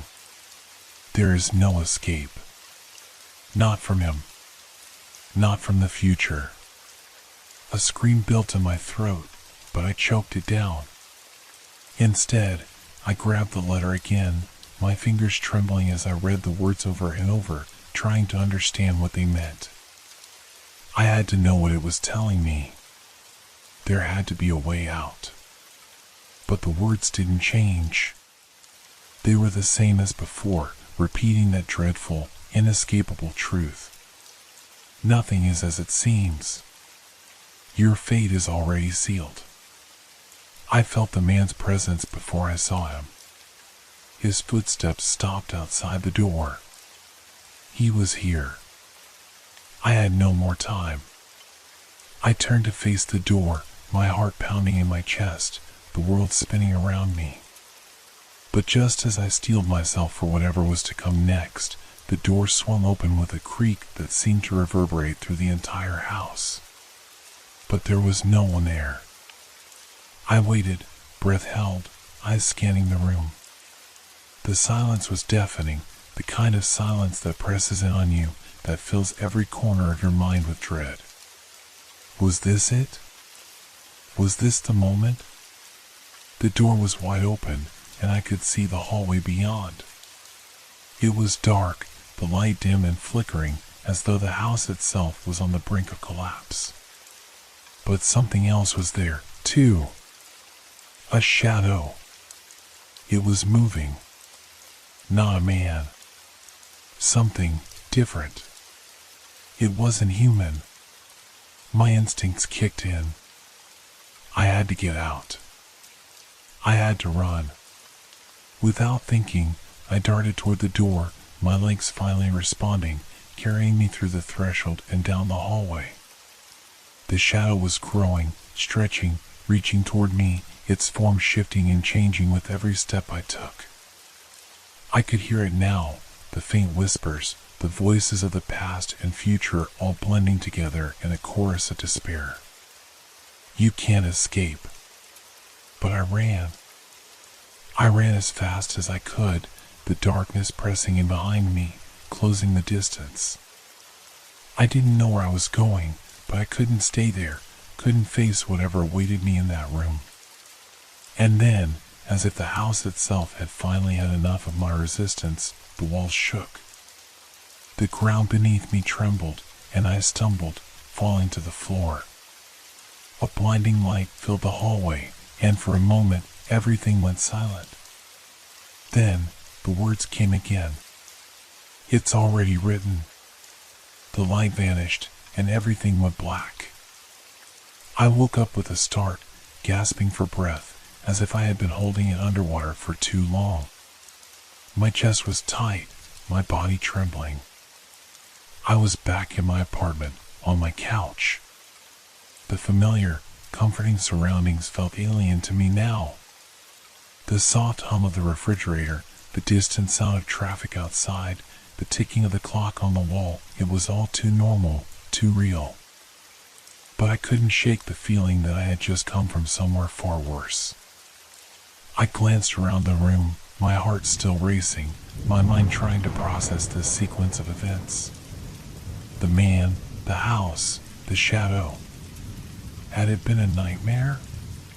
Or had I truly been somewhere else? My eyes fell on the small table beside the couch, where a new letter rested. My stomach twisted. No. It couldn't be. Not again. I reached out, hand shaking as I picked it up. The envelope was unmarked, just like the others. I tore it open, not wanting to read it, but knowing I had no choice. You thought you were free, but you never escaped. The house still has you. You are still here, and you will never leave. I froze. My blood ran cold. The words on the paper were identical to the ones I had read before, but they felt different this time. They felt personal, as though they were written just for me. as though they were written from a place I couldn't see but could feel pressing against the edges of my reality. I stood up quickly, almost stumbling over my own feet. My apartment felt smaller, the walls closing in on me, just like they had in the house. The shadows seemed darker, stretching toward me, their forms shifting just out of the corner of my eye. I was no longer alone. I had never left. The thought echoed in my mind, growing louder with each passing second. I turned to the window, staring out into the night, but it felt wrong. The city lights were dimmer, the buildings more distorted, like they had been painted on the edge of a dream. The world beyond my apartment wasn't real. It was part of something else. Something darker. I reached for my phone, desperate to call someone, anyone. But when I unlocked it, the screen was filled with a message. You're not getting away. You've already made your choice. My fingers trembled as I swiped to delete the message, but it was already gone. The phone was silent again, and the world outside felt empty. Hollow. And then I heard it. A faint sound from the hallway, just beyond my door. A slow, deliberate knock. Not one, but 3 taps. Then another. 3 more. Knock, knock, knock. I stood frozen in place, heart pounding in my chest. The knock came again, this time louder, as if whoever was on the other side of that door knew I was listening. It was a warning. A reminder. There's no escaping. You're already part of the story. I backed away from the door, my breath shallow, my legs refusing to carry me. My mind was a whirlwind of confusion and fear. The house, the letters, the man, none of it had been a coincidence. It had all led me here, to this very moment. I was trapped. It's already written. The knock came again, but this time the door started to creak open, slowly, as though the house was breathing, exhaling a deep, final sigh. The shadows crept in, curling around the edges of the doorframe, twisting like serpents. I had no choice. I had to face whatever was on the other side. I took a step toward the door, my hand reaching for the doorknob, but before I could touch it, I heard something else. A voice. It was faint, distant, but unmistakable. It was my voice. I should have listened. The realization hit me like a blow to the chest. The voice wasn't just a memory. It was a warning. A future me, speaking from the depths of the darkness. I opened the door. The hallway was empty. The faint light from the street outside filtered in, casting long shadows that seemed to stretch toward me. But there was something wrong with the shadows. They didn't behave like shadows. They moved on their own, swirling like smoke. And then I saw it. A figure. It was standing at the far end of the hallway, its features obscured by the darkness. I couldn't make out its face, but I could feel it staring at me. It knows me. It was the man. Or rather, something that looked like him. Something more than human, something that had been following me, guiding me, trapping me in this endless cycle. I felt my knees buckle as I tried to move, but the figure was already closer, its presence filling the hallway with a suffocating, oppressive weight. I could hear its breath, slow and deliberate, like a predator stalking its prey. The door slammed shut behind me. I tried to scream, but no sound came. The figure reached out, its hand stretching toward me, and I knew, with a certainty that made my blood run cold, that there was no escape. I had already made my choice. And now, there would be no turning back. The story had already been written.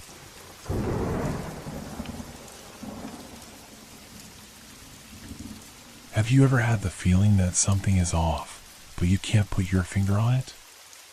Like when you see someone and something about them seems too perfect, too flawless, and it makes you question if they're real? That's how I felt when I first saw my new neighbor.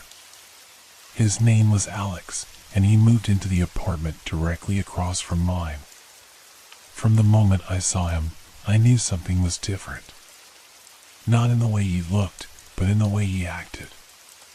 He was always polite, always smiling, always just right. Too right. He seemed to have no flaws, no imperfections. I'd catch glimpses of him through my peephole, and he was always just there, standing perfectly still, as though frozen in time, smiling in that same calculated way. At first, I tried to shake off the feeling.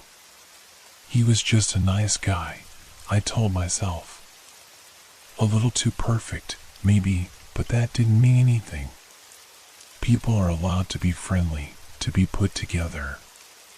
But the more I watched him, the more uneasy I became. It wasn't just his smile, or the way he always seemed to know the right thing to say. It was the little things. The way he moved. It wasn't fluid. It was mechanical. I started noticing it more on the days when he'd come home late at night.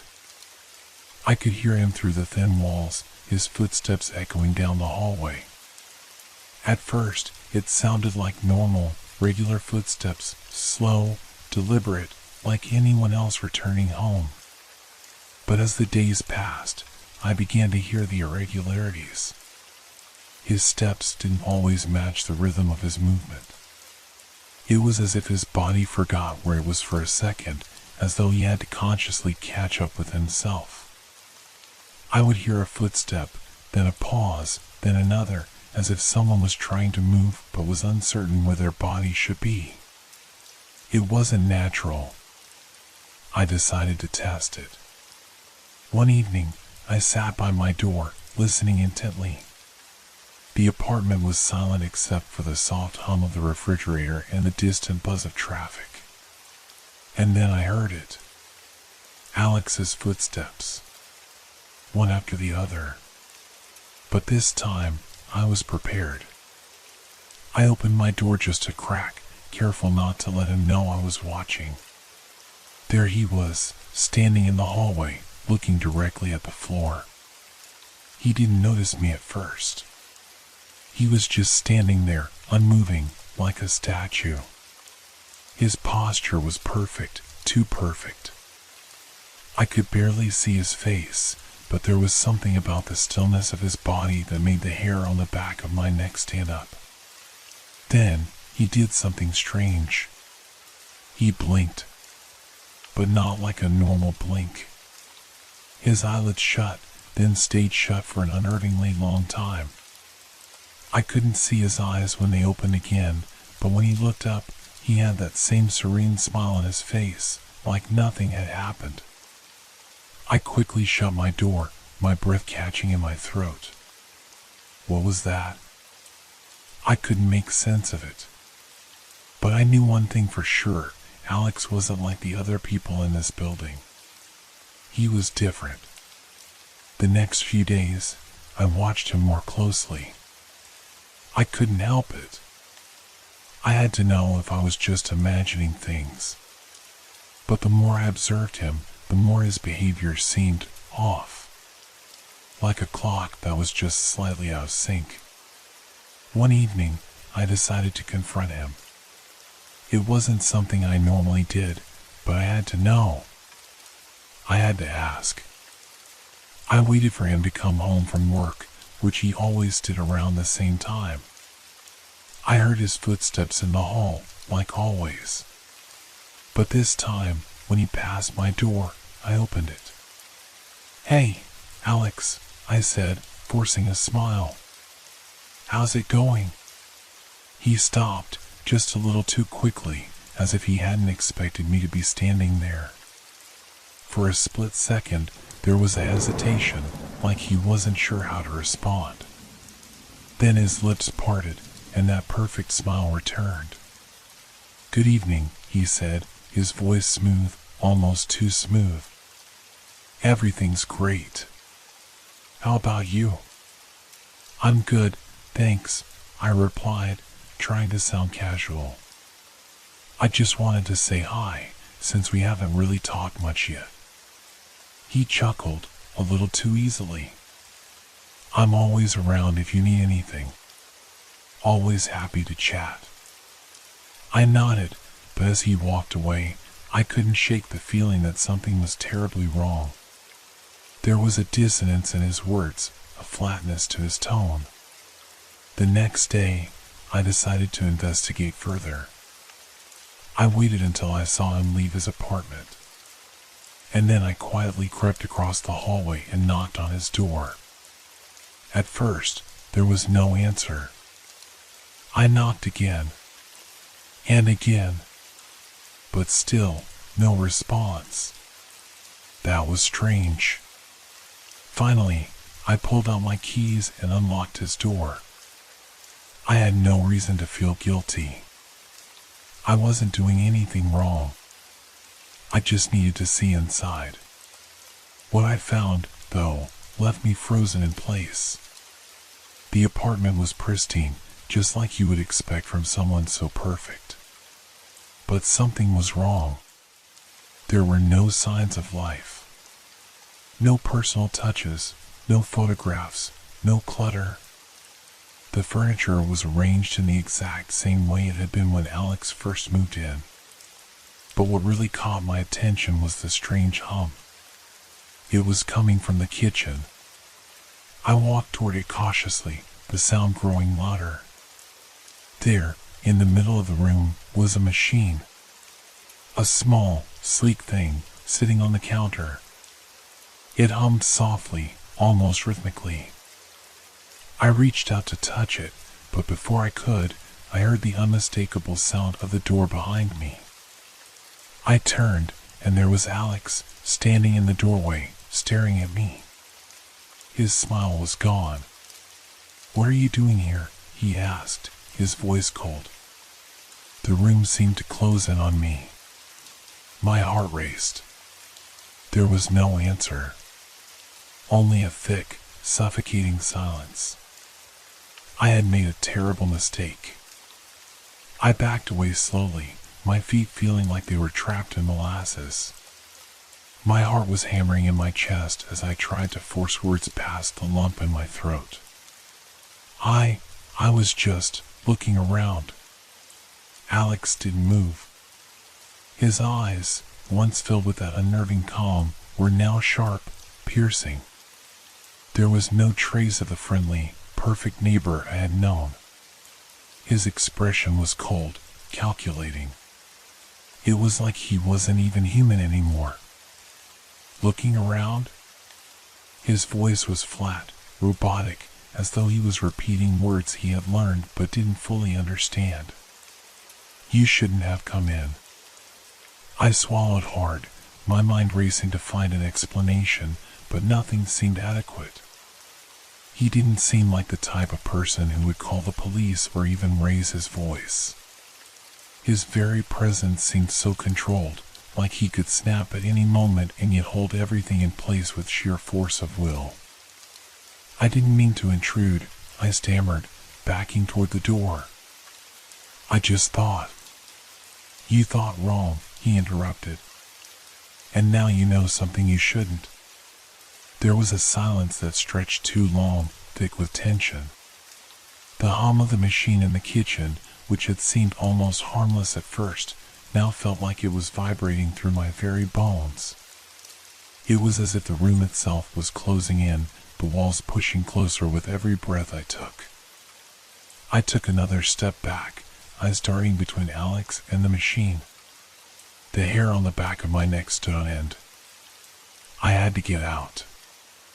I couldn't stay here any longer. Whatever this was, whatever he was, it was wrong. As I turned to leave, Alex spoke again, his voice softer but carrying an unsettling finality. "You'll be back," he said. "We all come back eventually." I froze in place. His words hung in the air like a threat, but it wasn't just the words that terrified me, it was the certainty in his voice. Like he knew something I didn't, something that had already been decided. I slammed the door behind me, not caring if I'd left anything behind.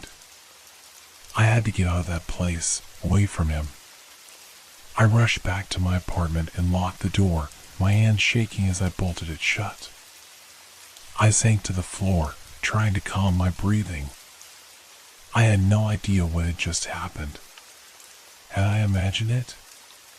Was it all in my head? But deep down, I knew the answer.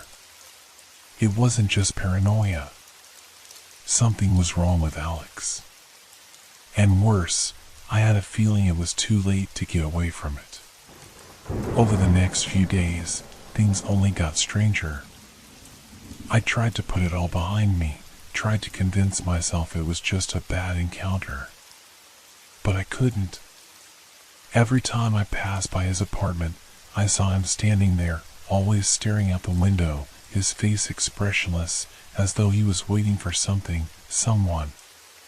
And sometimes, I could swear I heard that hum again, soft but persistent, like the sound of a machine whirring quietly in the background.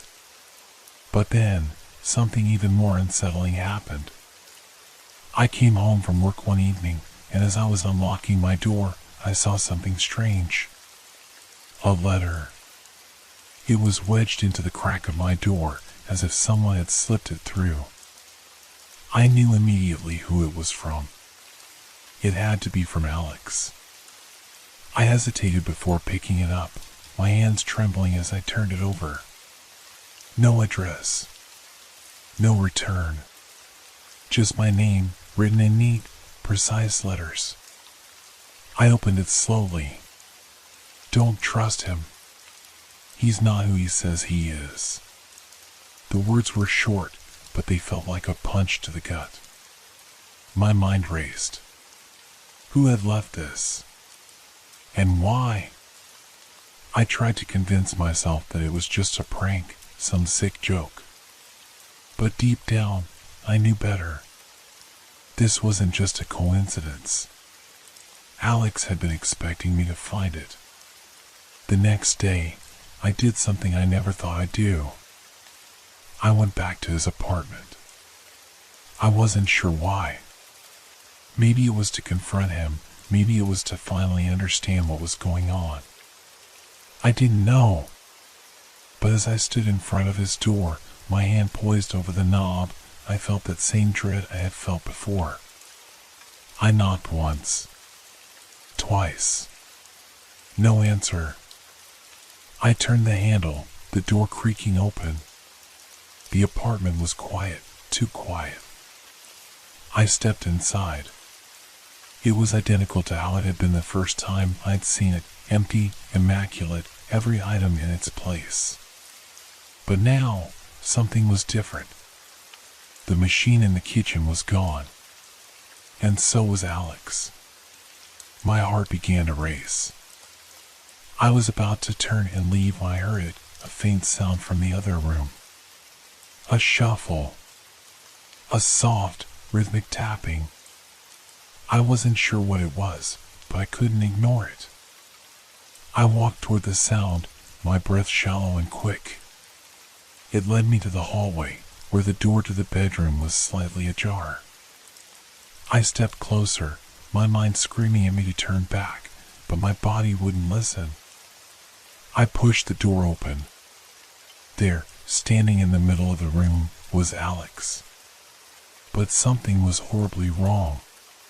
His body was frozen, like it was stuck in time. His eyes were wide, staring at nothing, and his mouth was slightly open, as if he was trying to speak but couldn't. I reached out to touch his shoulder, but before my fingers made contact, he jerked. His body moved with an unnatural, jerking motion, like a malfunctioning machine suddenly coming to life. "Don't touch him," a voice rasped from behind me. I spun around to find nothing. The room was empty, but the voice had come from somewhere, close, as though it was right next to my ear. I stepped back, my heart pounding so loudly I could barely hear anything else. The walls seemed to close in on me. The temperature in the room dropped. And then, from nowhere, Alex's voice, his real voice, came again, cold and devoid of life. You shouldn't have come here. Everything around me seemed to blur and fade. The apartment, the world outside, everything I knew, it was all slipping away. I couldn't breathe. I couldn't think. And then, darkness. The last thing I remember hearing was that soft hum echoing in the distance, growing louder as if it was calling me.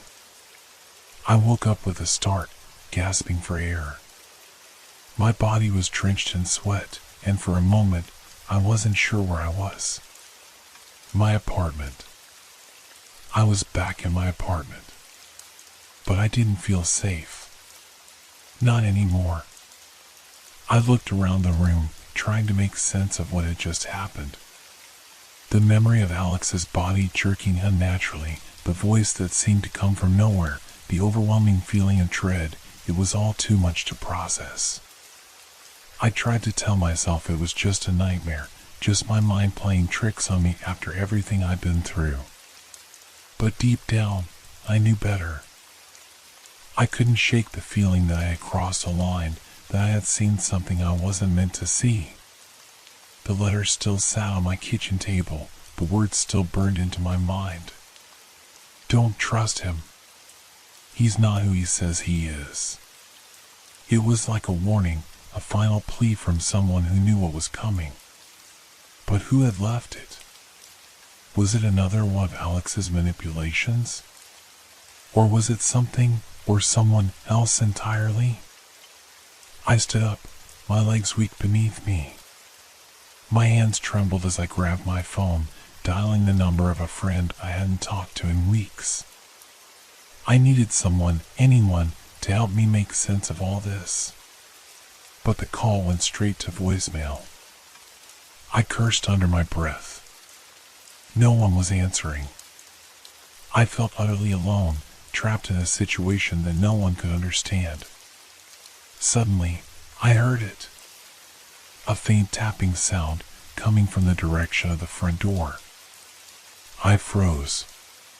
The noise was subtle at first, almost like someone lightly knocking. But as the seconds passed, the tapping grew louder, more urgent. I felt my heart drop into my stomach.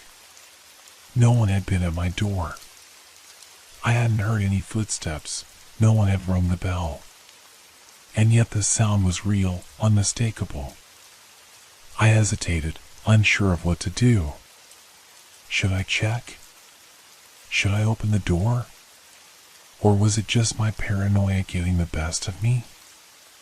I couldn't stay here forever.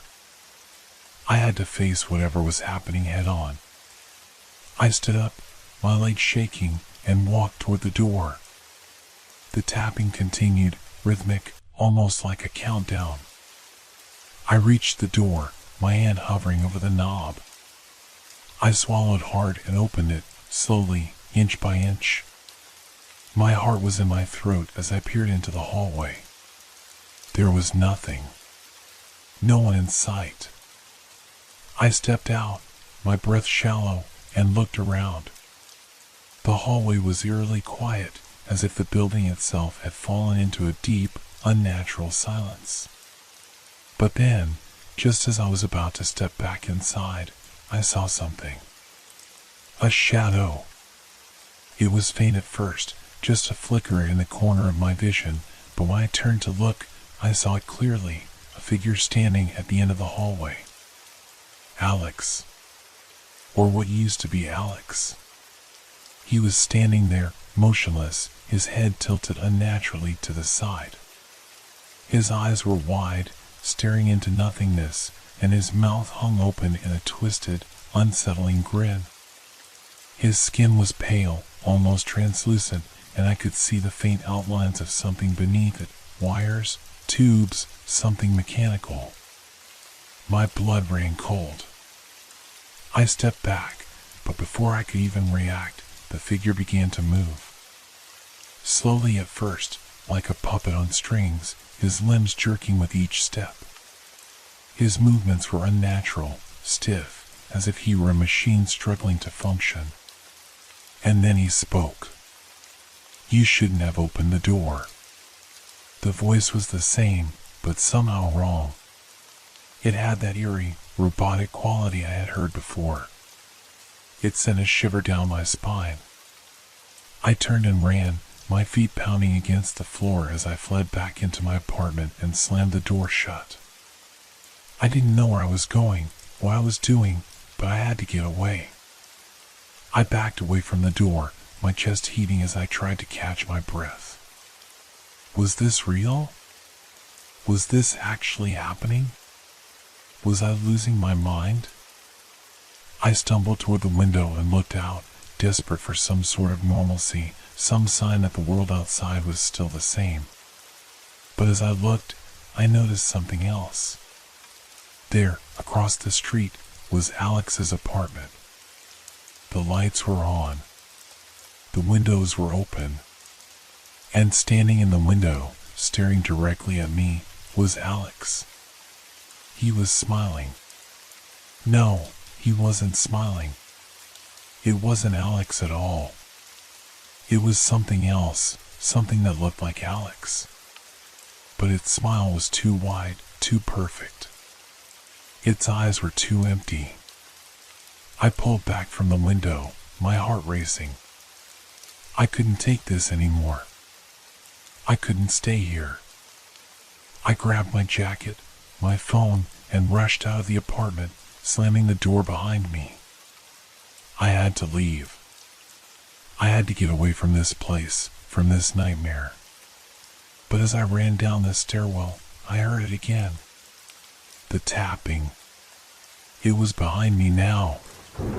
Closer. Louder. I didn't turn around. I couldn't. But the footsteps, slow and deliberate, were unmistakable. They were following me.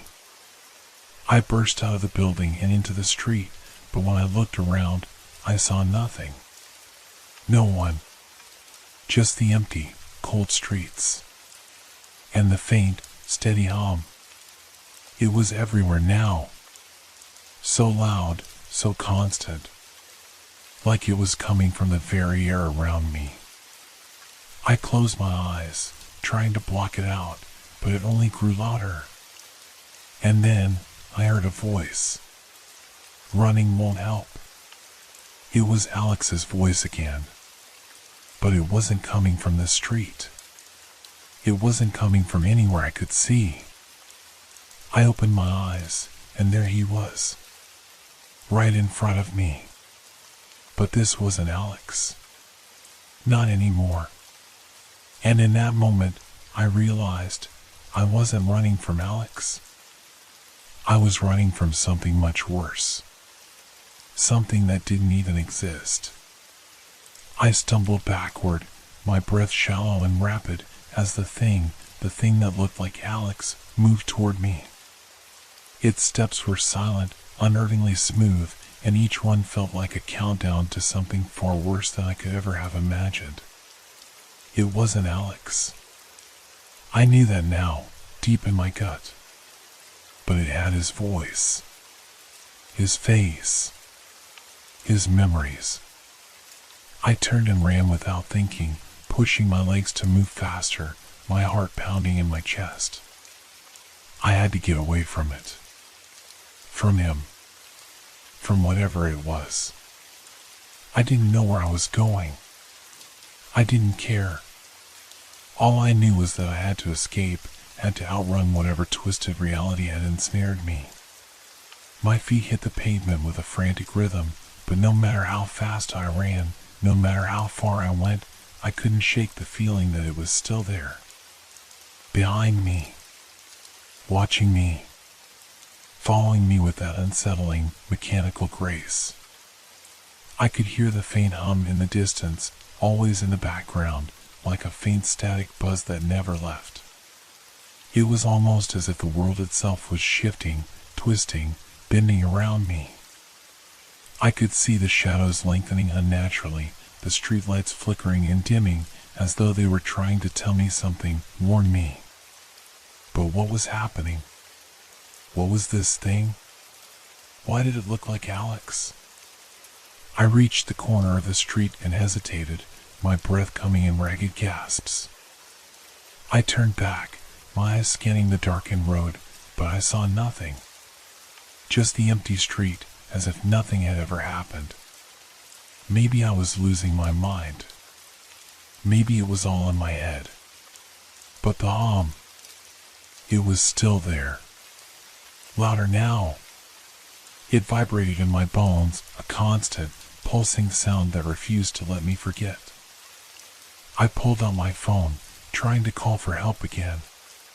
But the screen flickered before my eyes, distorting as if it were refusing to work properly. It was almost like the phone was part of this world. Like it was being controlled by the same force that had twisted Alex into something unrecognizable. Hello? I heard a voice crackle from the phone, but it wasn't a real voice. It was a distorted, garbled version of my own. I dropped the phone, my hand shaking as it slipped from my grasp. My head spun, and for a moment, I felt like I might collapse right there in the street. And then, I saw it. Alex, or the thing that looked like him, standing in front of me again. It had appeared out of nowhere, as if it had been waiting for me to stop, to face it. Running won't save you, it said, its voice so cold and mechanical, it sent a chill straight through my spine. I tried to speak, to scream, but my voice failed me. I wanted to ask why. Why was this happening? What did it want? But the words wouldn't come. The thing, it was Alex, but it wasn't, reached out, its hand trembling slightly, like it was trying to force something inside of me. I stepped back, stumbling over my own feet as I tried to escape. But there was nowhere to run. The air around me thickened, and the hum grew louder, almost deafening. I turned in every direction, but all I saw were shadows closing in, and the figure of Alex, no, not Alex, standing there, watching me, waiting. Suddenly, I felt a sharp pain in my chest. It wasn't a physical wound, not exactly. It was as if something inside me had been torn open.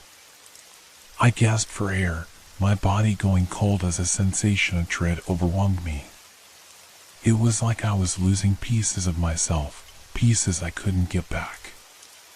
Stop, I whispered, clutching at my chest. But the words were futile. There was no stopping this. The world around me seemed to twist, reality bending and warping. I could feel the walls of this place closing in, everything turning into a blur of broken images, flickering lights, and fractured sounds. And then, just as quickly as it had begun, everything stopped. The world was still. Silent. Empty. I looked around, dizzy and disoriented, and found that I was no longer on the street. I was back in my apartment. But this wasn't my apartment. It was a version of it. The layout was the same, but the walls were darker, the air thicker, the shadows deeper. The hum from before, the one that had never truly gone away, was louder here. It was everywhere.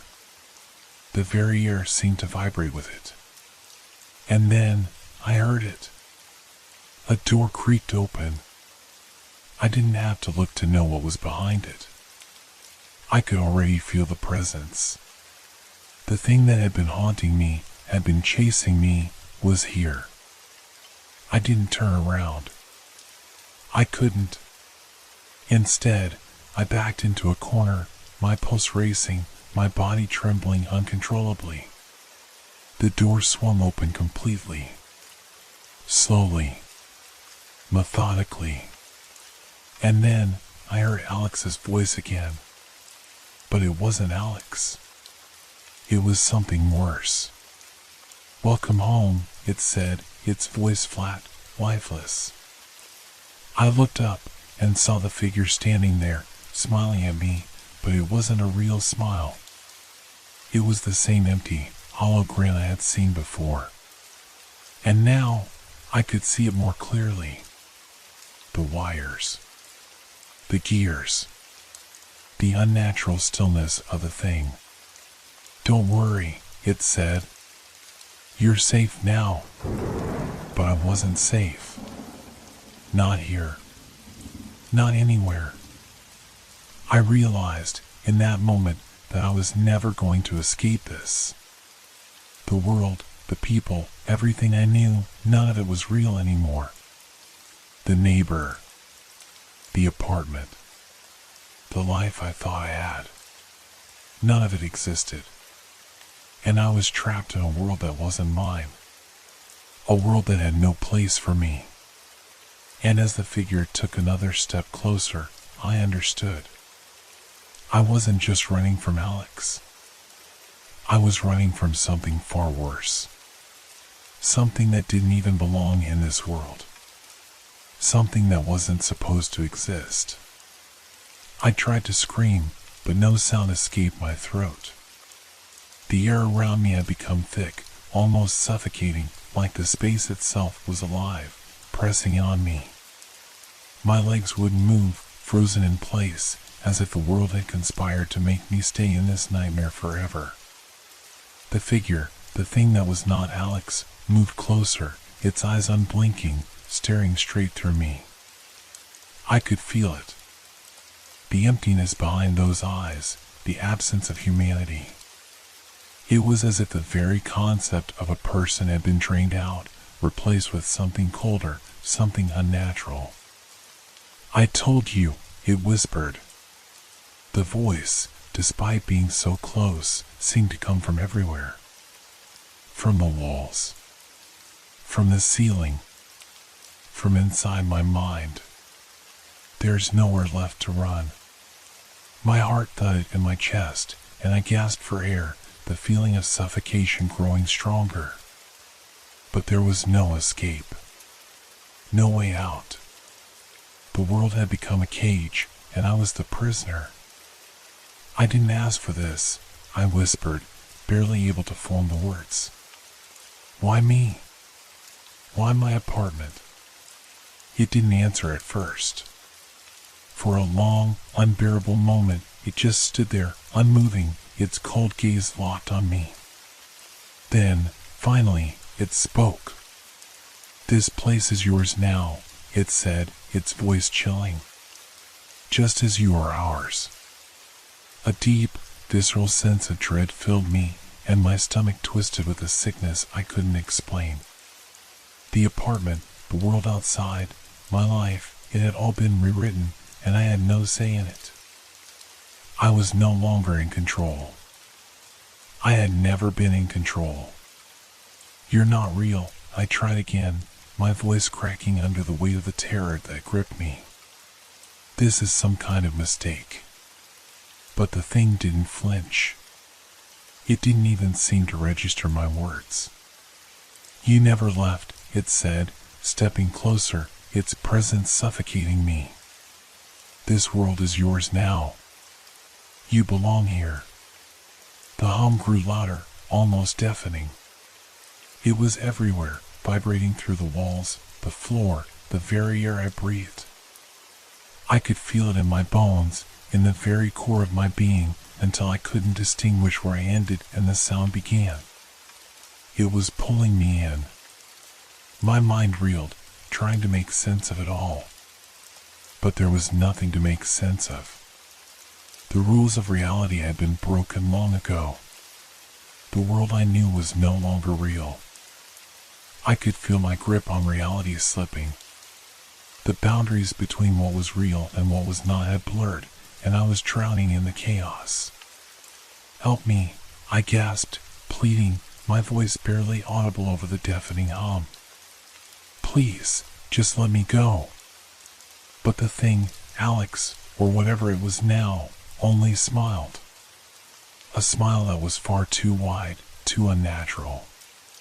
It stepped closer, its hand reaching out, and I instinctively took a step back. "No one can hear you," it said. "You're the one who changed it all. You walked into this place. Now you're stuck here." I felt my knees give out beneath me. I collapsed onto the floor, my body trembling uncontrollably. My chest ached with the weight of everything I had lost, everything I had failed to understand. But as I lay there, staring up at the figure that wasn't Alex, my mind, broken and battered, something clicked. A memory, faint but insistent, surfaced. A moment that had seemed unimportant at the time. The letter.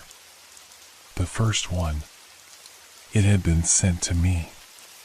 It hadn't just been a warning.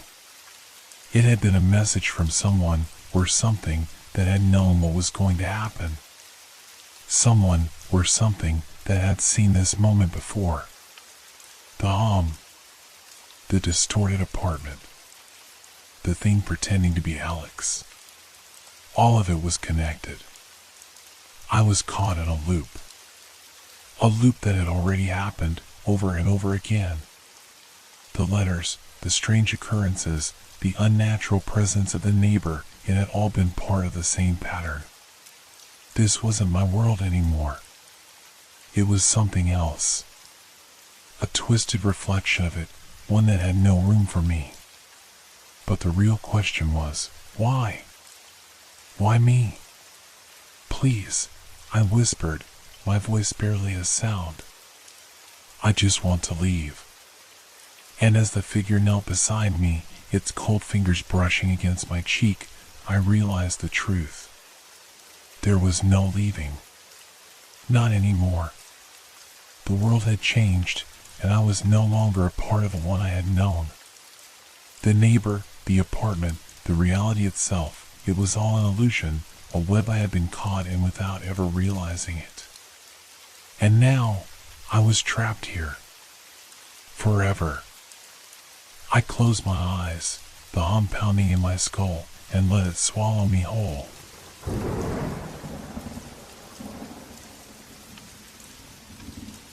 Have you ever felt like something isn't quite right, but you can't put your finger on it? Like there's a feeling lurking in the corner of your mind, just out of reach, but constantly there, nagging at you? That's how it started with me. At first, it was so small I didn't even notice. Just a flicker of movement, a little shift in the corner of my vision. But soon, it became undeniable. It all began one evening while I was sitting at my desk, working. I live alone, in a small, somewhat outdated apartment in the city, and there was nothing particularly unusual about the night. The hum of the refrigerator, the distant sounds of traffic outside, and the soft glow of my desk lamp were the only things keeping me company. Everything was calm. But then I noticed it. My shadow, just a dark outline against the light-colored wall, seemed to move differently. At first, I thought I was imagining things. I glanced back down at the papers on my desk, dismissing the sensation, but then it happened again. A twitch. A small, subtle jerk. My shadow didn't follow my movements. Instead, it lagged behind for a split second before resuming its usual behavior. I told myself it was nothing. Maybe it was the angle of the light, or my tired eyes playing tricks on me. But deep down, something didn't sit right. The room felt colder, the shadows a little darker than they should be. I stood up, stretching, trying to shake off the creeping discomfort that was starting to gnaw at me. I turned around, ready to make my way to the kitchen for a glass of water, but when I glanced at the wall, my shadow wasn't following me. It remained rooted to the spot, perfectly still. It was odd. It shouldn't have been possible. Shadows are supposed to move with you, seamlessly. But mine didn't. It stayed frozen in place, as though it was waiting for something. Or someone. I swallowed, forcing myself to approach the wall, the unease growing with each step. When I reached the spot where my shadow should have been, I noticed something even stranger. The outline on the wall wasn't just motionless, it was slightly distorted. The edges were jagged, almost like the shadow was struggling to hold its shape. The longer I stared at it, the more the discomfort intensified, and I had to force myself to look away. "It's just your imagination," I muttered aloud, trying to calm myself. But I couldn't shake the feeling that something was off. The air felt thicker, heavier, as though the room was closing in around me. I turned toward the kitchen, trying to push the strange thoughts aside. But even as I reached for the glass in the cupboard, I couldn't stop glancing back toward the shadow, which remained eerily still. Then, without warning, the air in the room shifted. It was subtle at first, just a slight change in pressure, but it felt wrong. My breath caught in my throat as I watched my shadow twitch again, this time, not just a small movement, but a jerk, as though it was trying to break free from the wall. I didn't move. I couldn't. A cold sweat broke out on the back of my neck as I slowly turned back to face it. The shadow was now twitching in rhythmic, almost deliberate movements, as if it was aware of me, aware that I was watching it. In the absence of light, shadows are supposed to conform to their objects. They should be passive, mere projections of their source. But this one was no longer my own. It was something else. Something alive. The room grew colder. I could hear the soft creaking of the old apartment building, but it felt distant. Out of place. It was as though time itself had slowed down, leaving me frozen in place, locked in a silent standoff with the shadow that refused to stay still. Suddenly, the shadow stretched, twisting unnaturally along the floor, creeping towards me. It was as if it had a mind of its own, a hunger that was impossible to ignore. My pulse quickened, and I stumbled back, my legs shaking beneath me. The shadow didn't stop. It followed me. I backed away further, my breath quick and shallow. The more I moved, the more it seemed to adapt, stretching and contorting to match my every movement. But there was something wrong about it. The way it moved, it wasn't in sync with me. It was too slow, too deliberate. It had its own rhythm, its own timing. As I backed into the corner of the room, I felt my heart pounding in my chest. The shadow was now fully detached from me, separate, and yet it mirrored my every move. Only, it was moving without me. The panic started to set in. The air felt heavier, thicker, and my hands began to tremble uncontrollably. I couldn't explain what was happening. There was no logical reason for it. Shadows didn't move on their own, did they? I reached out to turn off the light, hoping that plunging the room into darkness would stop the madness, but before my fingers could make contact with the switch, the shadow grew larger, stretching unnaturally across the floor. And then, as if it had been waiting for this exact moment, it lunged toward me. I stumbled backward, falling to the floor, but the shadow, it wasn't done. I closed my eyes, trying to shut out the horror, but the last thing I heard before everything went silent was the soft scrape of something moving, something that wasn't me. And it wasn't my shadow either. When I opened my eyes again, everything was still. The room was dark, but I could see the faint outline of my furniture in the moonlight streaming through the window. My body was frozen in place on the floor, my heart hammering in my chest. I didn't know how much time had passed. I didn't even know if I had fainted or just shut my eyes in terror. All I knew was that the oppressive, suffocating air was gone. The cold had lifted, and the shadows seemed to return to their usual forms, just static outlines on the walls and floor, behaving as shadows should. I quickly scrambled to my feet, my legs unsteady, and rushed over to the light switch, flipping it on. The sudden brightness made my eyes water, and for a moment I simply stood there, blinking. But when I turned back toward the wall where the shadow had once moved, there was nothing. No twisting shape, no unnatural form. Everything looked normal. But I knew it wasn't. I don't know. I stopped myself. How could I explain this? How could I tell someone that my shadow was moving on its own? That it wasn't behaving like it should? No one would believe me. But I had to tell someone. I had to make sure I wasn't losing my mind.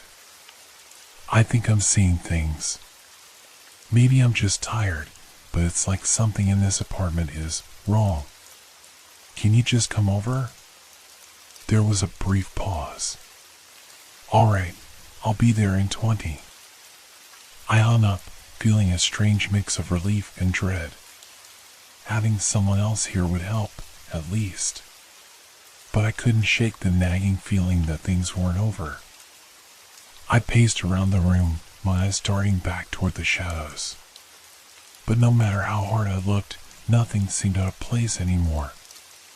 It was like everything had returned to normal. Still, I couldn't ignore the tightness in my chest, the growing sense of unease. My mind kept playing tricks on me, reminding me of how my shadow had moved earlier. Had I really seen it, or was it just my imagination? The knock on the door jolted me out of my thoughts. I hurried to answer it, hoping that seeing my friend would ease my anxiety. When I opened the door, there stood Alex, my closest friend. They were wearing their usual casual clothes, but their expression was one of concern. "Hey," they said, stepping inside. "You good?" I nodded, but I didn't feel good. "Yeah. I need to talk about something." Alex followed me into the living room, glancing around. "This place seems fine. What's going on?" I hesitated, biting my lip. How could I explain what had happened? How could I make someone else understand that my own shadow was somehow alive? "Something weird happened," I said, sitting down on the couch. I don't know how to explain it, but my shadow wasn't right. It moved by itself. I swear it moved on its own. Alex looked at me, their brow furrowing. "Your shadow? What do you mean, it moved on its own?" "It wasn't just moving with me," I said, trying to find the right words. "It was like it was doing its own thing. Moving without me, changing shape. It was wrong." Alex sat down next to me, their gaze softening. "Okay, but maybe you were just tired. You said you were up late last night, right? Maybe you just imagined it." I shook my head, my hand shaking as I gripped the armrest. "No, it wasn't like that. It was real. And it's still here. I can feel it." They looked at me for a moment longer, then sighed. "All right. Let's check the apartment. Maybe there's something you missed. A draft, a reflection, anything." I agreed, though the idea of going back to the same place where I had seen the shadow terrified me. But Alex was right. If I couldn't explain it, maybe they could find some logical reason for what I had experienced. We walked through the apartment together, checking every corner. There were no drafts, no strange reflections, nothing unusual. The walls were bare, the lights worked fine, and everything seemed perfectly normal. Too normal. Finally, Alex turned to me. "There's nothing here, man. I think you're just stressing yourself out. Maybe it's the stress, or maybe..." But they stopped mid-sentence, their eyes narrowing as they turned toward the hallway. I followed their gaze. The hallway was bathed in shadow from the light in the living room, but something felt off. I watched, breathless, as a dark form seemed to stretch unnaturally along the floor. My heart stopped. It wasn't a trick of the light. The shadow wasn't just stretching, it was moving. Alex. My voice barely broke through the panic rising in my chest. Alex turned to me with wide eyes. What is that? Before I could respond, the shadow snapped toward us, too fast, too deliberate. And I realized, with a cold jolt of fear, that I hadn't just seen my shadow move. It was following us. It had been watching us all along. I could feel the weight of the room shift, as if the air itself had thickened, pressing down on me, suffocating me. My eyes couldn't leave the shadow. No matter how hard I tried to look away, it seemed to pull my gaze back, like it had some kind of invisible hold on me. Alex was standing beside me, frozen, eyes wide with disbelief. I could see the hesitation in their posture the moment they realized that something wasn't right. That this wasn't some weird dream or a trick of the light. It was real. Did you see that? I whispered, barely able to speak. Alex nodded slowly, their mouth dry. Yeah, I saw it. The shadow was moving again. It wasn't just creeping across the floor like any normal shadow would. No, this one was shifting, twitching, as though it were alive, aware of us. It stretched out, slithering along the walls in a manner that defied every law of physics I knew. I could feel it creeping closer to us, though there was no noise, no sound to mark its progress. It was like it didn't need to make noise. It was too ominous, too deliberate in its movements. It knew what it was doing. I took a step back, my legs shaking with fear. We need to leave. Now, I said, my voice barely above a whisper. Alex was silent for a moment, their face pale. I don't know, man. This is insane. What do we do? I swallowed hard, the panic clawing at my throat. I don't know. But whatever it is, we can't just stay here. Before we could take another step, the shadow seemed to react to our movement, growing longer, sharper. It stretched up the wall in an unnatural, jerky motion, like a hand reaching out for us. Then, a new sound, soft at first, almost imperceptible, began to fill the room. It was a quiet, scratching noise. A faint scraping, like something moving against the floor. My heart pounded, and I turned toward the sound, but the shadow blocked my view. I could feel its presence, growing, pressing in on us. It was too much. I had to get out. I had to escape. I grabbed Alex's arm, pulling them toward the door. Come on. We're leaving. We stumbled into the hallway, and I threw open the door. But as I stepped into the entryway, I froze. The hallway was lined with mirrors. Not just any mirrors, old, distorted ones, with cracks running through their glass, reflecting an image I couldn't explain. And there, in every single reflection, was my shadow. But it wasn't the same shadow that had followed me around the room. It was standing on its own. The shadow in the mirror wasn't mimicking my movements anymore. It was moving independently. It seemed to be watching us, moving in slow, deliberate motions, as though it was aware of our every move.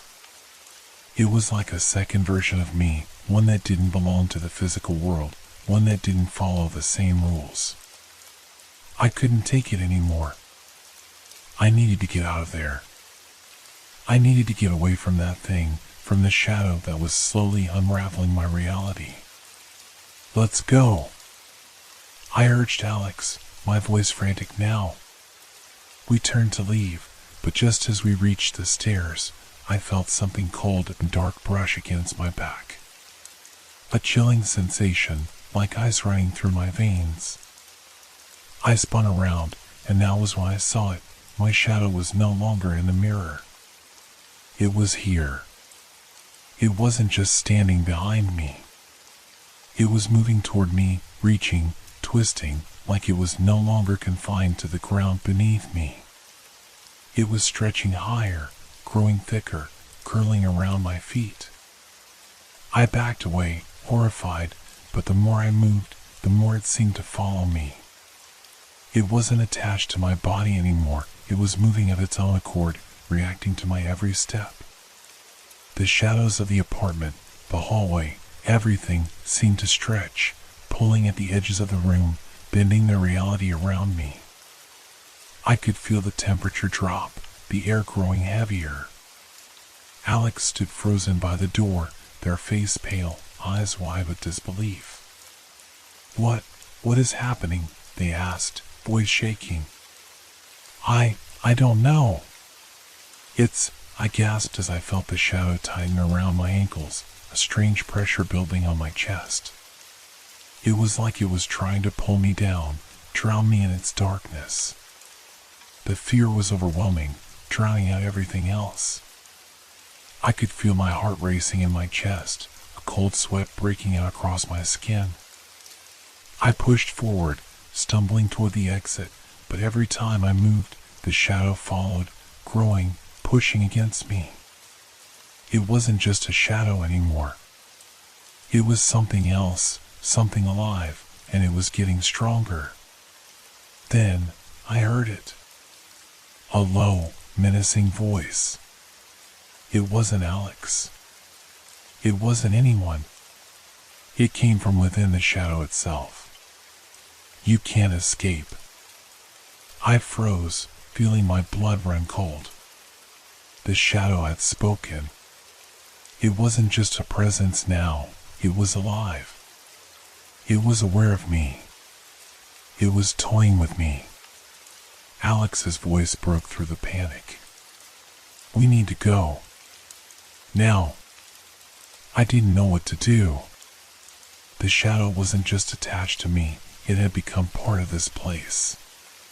Whatever had started as a simple, eerie moment was now a tangible, living nightmare. The door loomed in front of me, but I didn't know if stepping through it would even mean escape. The shadow stretched closer, and I heard the faint echo of my own breath, shaking with terror. And then, I ran. I didn't look back. My legs carried me forward, every step a desperate attempt to escape the nightmare that had taken over my life. The shadow, my shadow, was still there, moving with me, twisting and contorting in ways that should have been impossible. It clung to me like a parasite, its form changing with every step I took, growing more unpredictable, more dangerous. I burst through the door of the apartment, slamming it shut behind me. My hands were shaking, my breath ragged, but the safety of the hallway didn't bring relief. I could still feel it. The darkness. The creeping, suffocating presence that followed me like a predator. I pressed my back to the door, trying to calm my racing heart. It was just a shadow, I told myself. Just a trick of the light. But that thought seemed so hollow, so empty. How could I still believe that after everything I had seen? Alex stood next to me, still in shock. Their face was pale, eyes wide with terror, and their hands were trembling, barely able to grip the doorframe. I could hear them breathing, shallow and quick, as if they, too, were struggling to understand what had just happened. "We need to get out of here," Alex finally whispered, their voice cracking. "Now, before it, whatever it is, catches up." I nodded, not trusting myself to speak. I didn't need to say anything. The fear in the air was thick, and we both knew we couldn't stay here any longer. But as I moved to leave, my gaze fell on the hallway, at the floor, the walls, the shadows that seemed to stretch unnaturally along the edges. It was inescapable. It was everywhere. "We can't run from it," I said, barely recognizing my own voice. It was low, hoarse, as if I had lost all hope. Alex's eyes flickered around the hallway. "What do you mean?" I didn't answer. Instead, I turned, looking at the stairwell. The door to the building was just a few feet away, but as I stepped forward, something stopped me. A sound. A scraping sound, like nails running down a chalkboard, only much worse. It was coming from behind me. I didn't want to turn around. I was terrified of what I might see. But somehow, I couldn't help myself. I slowly turned my head. There it was. The shadow. It had followed me here, out into the hallway, its tendrils stretching out like dark fingers, pulling at the corners of the walls. It wasn't just a shadow anymore. It was a presence. A force. I gasped, stepping back. It's here. It's with us. The shadows seemed to take shape, forming a figure, a dark, indistinct mass that stood taller than anything natural should. It loomed in the hallway, its edges pulsating as if it were alive, breathing. And then, I saw something that chilled me to my core. The figure's outline, it was me. But not me. A twisted version of me. It had my posture, my height, but its face. It wasn't mine. The eyes were hollow, the mouth twisted into a grotesque smile. It moved toward us, slow and deliberate, its feet dragging across the floor, making a sound that I could only describe as wrong. I heard Alex's voice behind me, barely a whisper. "What is it? What is that thing?" "I don't know," I replied, my voice trembling. "But it's not real. It can't be real." But the longer I stared, the more I realized that it wasn't an illusion.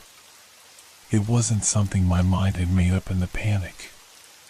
It was real. And it was here. The figure in the shadow took another step forward, and I could feel the temperature in the hallway drop, the air growing thick with a suffocating weight. My breath came out in visible puffs, the cold wrapping around me like chains. "I can't," Alex gasped, their voice cut off by the choking pressure that seemed to press on us. "We need to get out," I said again, louder this time, my fear giving way to desperation. "We need to get away from it." I grabbed Alex's arm, pulling them toward the exit, but as we reached the door, the shadow moved faster. It wasn't just a thing anymore. It was a presence. A malicious force that seemed to twist reality itself. I could feel it getting closer, its unnatural form stretching toward me like it was hungry, ready to consume. The door. I reached for it, my hand shaking as I fumbled for the knob, but before I could open it, the shadow touched me. It wasn't just a feeling, it was as if something cold and suffocating was wrapping around my body, pressing against my skin, making it hard to breathe. I screamed. The shadow. It wasn't just surrounding me. It was inside me. Inside my mind, my thoughts, twisting them, warping them. "Get out." I heard Alex's voice crack, and suddenly, the force on me let up. I staggered backward, but the shadow didn't relent. It seemed to grow larger, filling the hallway, swallowing the light. And then, as if it had always been waiting for the right moment, it spoke again. "You can't escape me." The voice wasn't Alex's. It wasn't mine. It was a low, rasping voice that seemed to come from everywhere and nowhere at once. It was a whisper and a roar all at the same time, filling the space around us. I had no more time to think. I had no choice. I bolted for the exit, dragging Alex behind me. But as we reached the door, it slammed shut with a deafening bang. The handle wouldn't budge. We were trapped. The shadow was closing in. It was everywhere. And I was beginning to understand there was no escaping it. Not anymore. Panic surged through me, every instinct screaming that I had to get out, had to break free. But the more I pulled at the door, the tighter it seemed to hold me in place.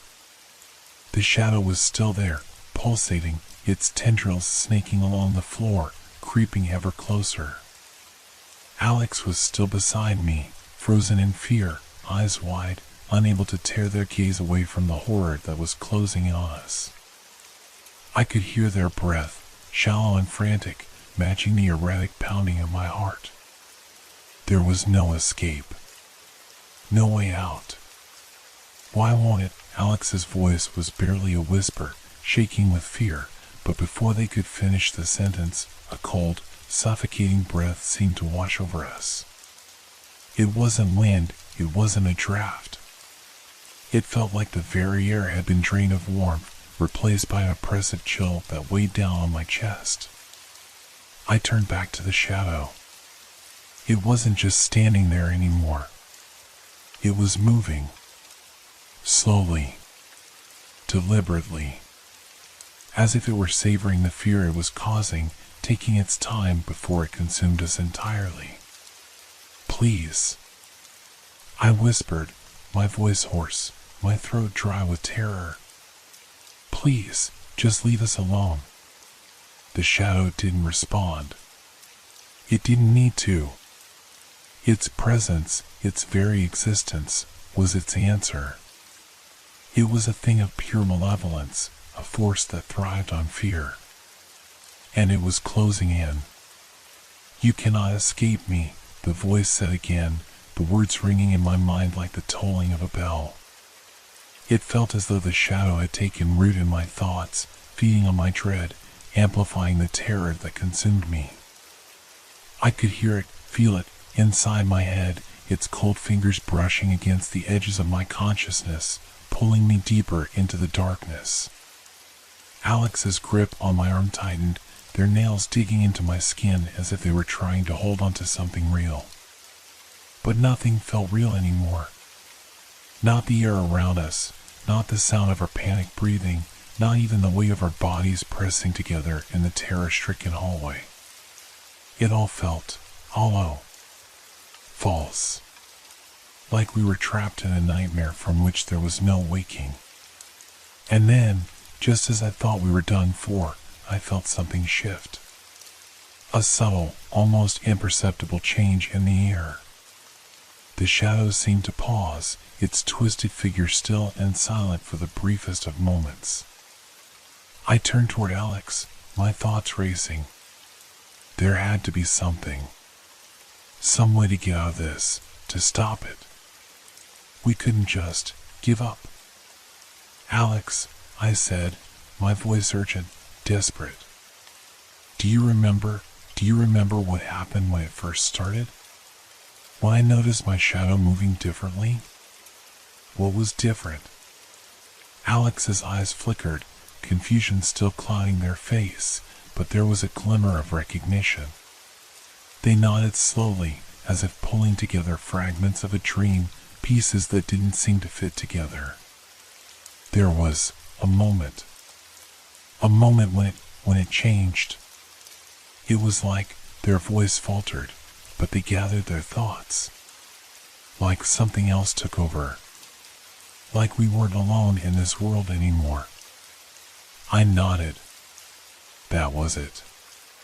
The shadow had come into being at the moment I noticed it, at the moment I first questioned it.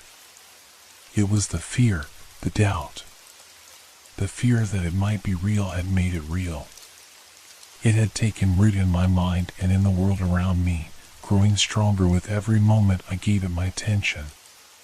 But maybe I could do something to break the connection. Maybe, if I stopped fearing it, it would lose its power. I took a deep breath, closing my eyes, trying to clear my mind. The cold grip of fear was still there, tight around my chest, but I forced myself to focus, to push through it. "Alex," I said, my voice steady but trembling at the edges. "We need to stop thinking about it. Stop fearing it. If we keep believing it's real, it will keep growing. We need to." But before I could finish, the shadow moved again, faster this time, lurching forward in a jerking, inhuman motion.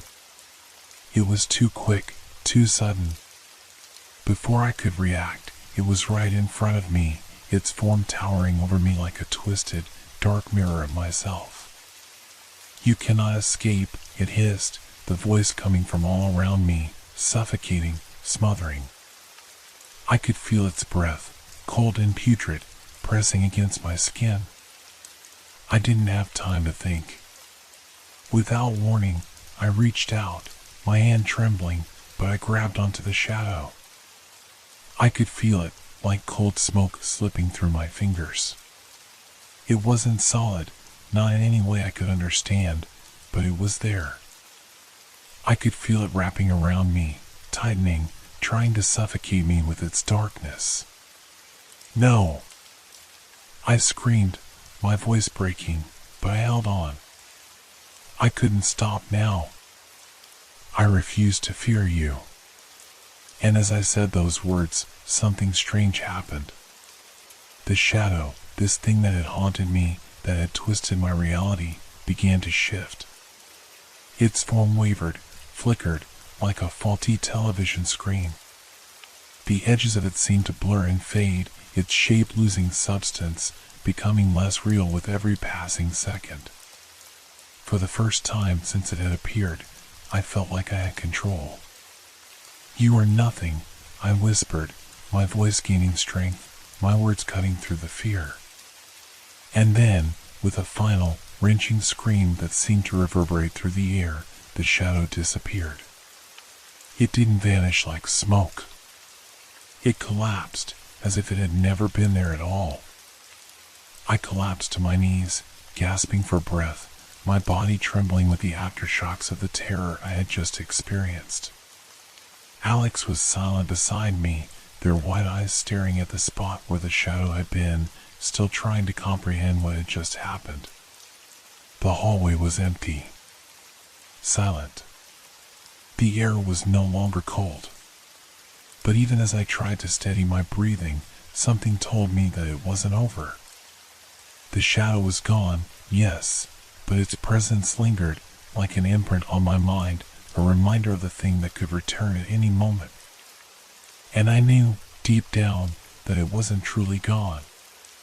It was waiting for me to doubt again, to fear again, and then it would come back. And I wasn't sure if I would survive it a second time.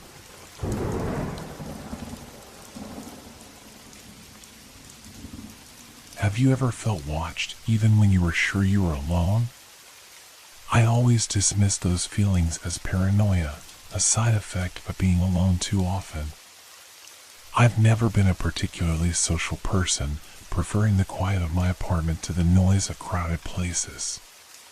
But that evening, the feeling was undeniable. It was raining when I first saw them. I was walking home from the corner store, the usual route I took. The streets were slick with rain, and the gray skies seemed to stretch endlessly, heavy and oppressive. As I rounded the corner of my street, I noticed a group of people standing still under the trees. They were perfectly aligned, their dark umbrellas open despite the steady rain. The umbrellas were pitch black, and their faces were obscured, hidden beneath the large, circular canopies. They weren't moving, just standing there, facing in my direction. I couldn't tell how many of them there were, as the trees cast long shadows over the sidewalk. but there were at least 4 or 5. Enough to make me feel uneasy. I quickened my pace, trying to brush off the feeling of discomfort gnawing at my insides. Maybe they were just people waiting for the rain to pass. But no, something about them didn't feel right. There was a stillness in their presence that went beyond what was normal. It was as if they were waiting for something. And I realized then that they weren't just standing. They were watching me. I tried not to look directly at them, afraid that I might be imagining things. But every step I took, I felt their presence, like an invisible weight pressing against me. My pulse quickened, and I couldn't shake the feeling that something was about to happen, something I wasn't prepared for. I reached my building, slipping past the entrance, trying not to glance over my shoulder. But as I entered the building and climbed the stairs to my apartment, I couldn't stop thinking about the people with umbrellas. Their stillness, their silence, it was too strange. That night, I couldn't sleep. I kept seeing their dark silhouettes in my mind's eye, standing there, waiting for me. But what were they waiting for? The next morning, I thought I had imagined the whole thing. The rain was gone, and the streets looked normal again, bathed in early sunlight. But when I stepped outside to grab my coffee, my heart nearly stopped. They were back. But this time, there were no umbrellas.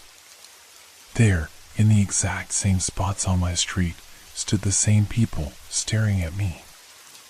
Their faces were now clearly visible, or at least, I thought they were. Their expressions were blank, almost emotionless. But they didn't move, didn't acknowledge the world around them. Just standing, staring at me. I froze in place, unsure of what to do. My mind raced. Had I seen them yesterday? Had they always been there? Or was it something more sinister? I tried to walk past them, pretending I didn't see them, but it felt impossible. The closer I got, the heavier the air became. A thick tension settled around me. The whole world seemed to narrow down to just those faces, just those eyes. I glanced at my watch. Only a few minutes had passed since I left the house. I had no idea why I was so shaken, but every fiber of my being screamed that I needed to get away from them.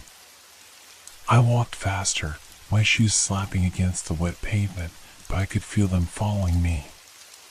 Every step I took, every corner I turned, they were still there, just out of the corner of my eye. I could feel them, their eyes boring into me, their silent presence suffocating. By the time I made it to the coffee shop, I couldn't shake the feeling that something was wrong. Something deeper, something beyond the surface. I told myself it was nothing, that I was just imagining things, but as I sat down with my coffee, I couldn't stop looking over my shoulder. I was sure they were still out there, watching. But they weren't just strangers anymore. They felt familiar, like I had seen them before. But where? When? I didn't have answers. All I had were the uneasy glances of those silent figures, standing in the street, waiting, watching. And no matter how many times I looked away, I couldn't escape the feeling that they were always there, just beyond my sight. The next few days passed in a haze of confusion and fear. I couldn't shake the feeling of being followed. It wasn't just the people with umbrellas anymore. It was the constant sensation that someone, or something, was always nearby. Watching, waiting.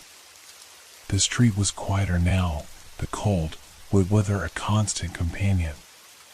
But every time I stepped outside, the same uneasy feeling crept over me. I started taking different routes to avoid the street where I had seen them, hoping that by changing my routine, I could escape whatever this was. But it didn't help. No matter where I went, I felt their presence. One evening, I was walking home from work, my mind preoccupied with the usual thoughts, trying to push aside the feeling of dread that had become so familiar. As I turned a corner, I froze. They were standing there again. The people with umbrellas. But now, there were more of them. Too many. And this time, their umbrellas were not just black. They were dark, almost impossibly dark, as if the very fabric of them absorbed the light around them. The kind of black that felt unnatural, like it had no depth. I stopped, my heart racing.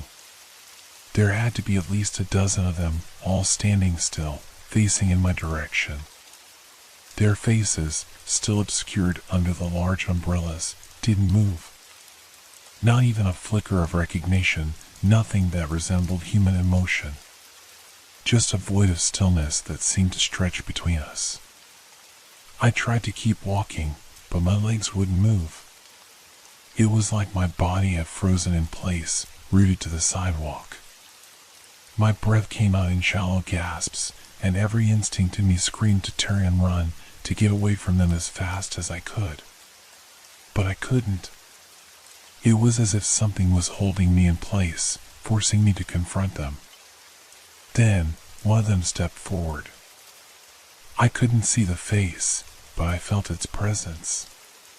It was like a weight pressing down on my chest, pushing the air out of my lungs.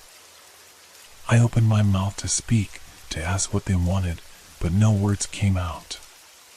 My throat felt dry, constricted, as if the very act of speaking was forbidden.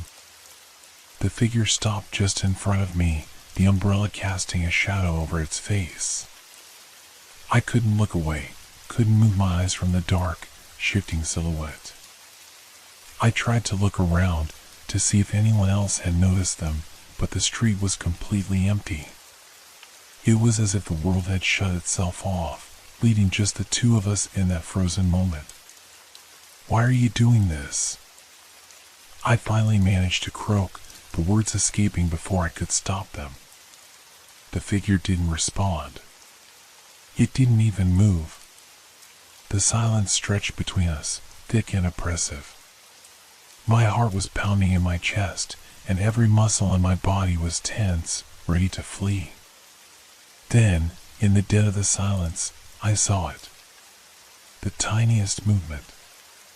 The shadow under the umbrella had shifted, just slightly, as though the person was tilting their head, trying to get a better look at me. But it wasn't just a small movement. It was an intended movement. It was deliberate. And that's when I understood. They were watching me. Not because they were waiting for something, but because they wanted me to know that they knew me. My blood ran cold. I couldn't breathe, couldn't move.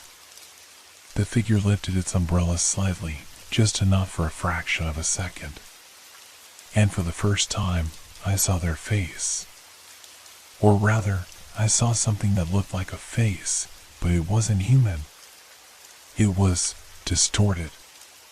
Hollow eyes, sunken and dark, no end of a nose, just an unsettling, blank mouth that stretched too wide. And then, the figure whispered something that I could not hear, not with my ears, but something that cut through my thoughts like a sharp knife. "You should have never looked at us." Before I could even react, the figure stepped back, merging with the others, disappearing into the shadows. The umbrellas all closed at once, as if they were waiting for the moment for me to be caught in this unbearable stillness. I stood there, frozen, unable to comprehend what had just happened. My mind was racing, trying to make sense of it, but all I could focus on was that face. Those eyes. That feeling of knowing, of being watched in a way that wasn't natural. I stumbled backward, my legs shaking as I forced myself to move, my breath ragged in my chest. I didn't stop until I reached my apartment building, heart hammering in my ears, my hands trembling. I had to get inside, lock the door, and pretend nothing had happened. But deep down, I knew that wasn't enough. It wasn't over. The people with umbrellas weren't just strangers. They weren't just watching me from a distance. They had been waiting for something, waiting for me. And now that they had my attention, I couldn't escape. I had become a part of their story. And now they were part of mine. The days that followed were worse. Much worse. At first, I thought that maybe I had imagined the encounter. That maybe I was just tired, stressed from work, and my mind had been playing tricks on me. But deep down, I knew it wasn't true. The feeling never left. It lingered like an invisible presence, haunting every corner of my apartment, every step I took. I stopped leaving my place as much. I didn't want to face them again, those people with their cold, hollow eyes. I thought if I stayed indoors long enough, maybe they'd forget about me. But no matter how much I tried to block it out, the feeling grew stronger. The feeling that they were still out there, watching. I started hearing things at night. Small noises. A faint shuffling. The sound of something scratching at the door. I tried to tell myself it was just the wind, the creaking of the building settling. But it wasn't. It wasn't the wind, and it wasn't just the building. It was them. I could feel it. I couldn't take it anymore. I needed answers. I had to know who they were and what they wanted. But every time I tried to reach out to someone to ask if they had noticed anything strange, I was met with blank stares and confused questions. No one had seen anything. No one knew what I was talking about. But I couldn't be crazy. I knew what I saw. I started watching them. From my window, I saw them standing there again, just across the street. Their umbrellas open, but this time they weren't motionless. They were moving. Slowly. Like a synchronized dance, a slow and deliberate march that seemed to span hours. They weren't just standing anymore, they were circling. And every time they moved, they kept their eyes on me. I tried to take a step back, to pull away from the window. But something inside me, the same thing that had held me there the first time, kept me in place. I couldn't look away. And then, through the glass, I saw something I hadn't noticed before. In the shadows beneath their umbrellas, I saw something shifting. A figure. Another person. No, it wasn't a person. It was something darker, more distorted. It was them. They were becoming something else. Their faces seemed to ripple, like the surface of water disturbed by a stone. As if they were wearing masks that weren't quite fitted to their true form. Something unnatural. Something that didn't belong in this world. I pulled away from the window, my breath coming in short, panicked gasps. I had to get out of there. I couldn't stay another second. But when I turned to grab my coat, I froze. I wasn't alone. A figure was standing in my doorway. It wasn't one of the people with umbrellas. But it wasn't a person I recognized either. It was tall, too tall. And its outline was blurred, distorted, like the edges of its body were being erased, slipping in and out of focus. I couldn't see its face, only a silhouette. It was wearing a dark cloak, and in its hands it held a black umbrella. Before I could react, it spoke. "We know you're trying to run away. But you can't escape. Not now." I opened my mouth to scream, but no sound came out. I couldn't breathe. I couldn't move. My body was frozen in place, my heart pounding like a drum. I wanted to run, to fight, but something inside me told me I wouldn't survive if I tried. The figure took a step closer, and I felt a cold, suffocating pressure in the air, as if it was closing in on me, blocking all my escape routes. I wanted to speak, to beg, to ask what they wanted from me, but nothing would come out. Only the feeling of being trapped, suffocated by their presence. And then, as suddenly as it had appeared, the figure was gone. Vanished. Disappeared into thin air, leaving nothing behind but a lingering, unnatural silence. I stumbled backward, hitting the wall, my mind reeling. What was happening? What did they want? But there was no time to think. No time to understand. I had to get out. I had to leave before it was too late.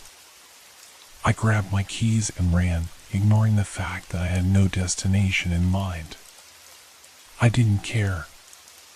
I just needed to get away from that apartment, away from those things that were watching me. I ran down the hallway, down the stairs, and out into the street. And that's when I saw them. The people with umbrellas. They were standing at the end of the street, their dark umbrellas glistening under the dim streetlights. They were waiting for me. Watching. And they knew. They knew I was running. They knew I had seen them. And they were waiting for the moment when I would realize that no matter where I went, no matter how far I ran, they would always be there, just out of sight, just behind the corner, waiting for me to look. But I couldn't stop. I couldn't think. I had to keep running. Because I knew now. I wasn't going to get away. I ran for what felt like hours, but when I dared to look back, the street behind me was empty. Empty, except for the shadows that stretched long in the dim light, as if the very earth was holding its breath. My chest burned with every step, but I couldn't stop. I had no plan, no direction, just an overwhelming instinct to escape. As I turned the corner, I found myself in a quiet alleyway. The kind of place no one ever bothered to walk through. It was too narrow, too dark. But it felt safer somehow. I leaned against the brick wall, gasping for air, trying to steady my racing heartbeat. My mind was a mess of images, those people with the umbrellas, the figure at my door, the unsettling whispers. I pressed my hands to my face, trying to make sense of it all. What was happening? Why me? I could still hear the faintest echo of footsteps, but when I looked around, no one was there. The alleyway was deserted. I thought maybe I was imagining it, that I was just paranoid from everything that had been happening. Maybe I had just needed a moment to breathe, to think. But that's when I saw it. A shadow, barely noticeable at first, but growing with every passing second. It moved along the walls of the alley, a dark, elongated figure that seemed to bend unnaturally. I spun around, my heart hammering in my chest, but there was nothing there. Nothing except the sound of something scratching. Something dragging. It was a soft, deliberate noise. As if it was coming closer. And then, I saw it. In the corner of my eye, a figure emerged from the shadows, its shape indistinct at first, like it was made of smoke. But as it stepped into the dim light of the alley, I saw it clearly. It was one of them, the people with the umbrellas. But something was wrong. Its face was too smooth, too featureless, as though it had been erased. The umbrella in its hand was open, but it wasn't holding it properly. No, it was floating just above its head, moving as if it had a mind of its own. I froze. It was real. They were real. And they were here, right in front of me. The figure stood still for a moment, as if sizing me up, then it stepped closer. Its movements were jerky, unnatural, like a puppet on strings. "You can't run from us," it said. The voice wasn't human. It was hollow, like it came from somewhere far away. Before I could react, I turned and bolted down the alley, my breath coming in ragged gasps. I didn't dare to look back, not even once. I could feel it, though, them closing in behind me. I reached the end of the alley and stumbled into another street. There were no people here, no one at all, just the echo of my footsteps. The world felt eerily empty. As I ran, I looked up at the darkened sky, barely able to make out the shapes of clouds. My mind raced. What did they want from me? Where was I supposed to go? I needed answers. I couldn't keep running forever. But the fear was paralyzing. And every time I turned a corner, I saw them, standing silently in the distance, their umbrellas a constant reminder of my helplessness. They were everywhere, watching, waiting. I couldn't shake the feeling that no matter where I went, I'd never truly escape them.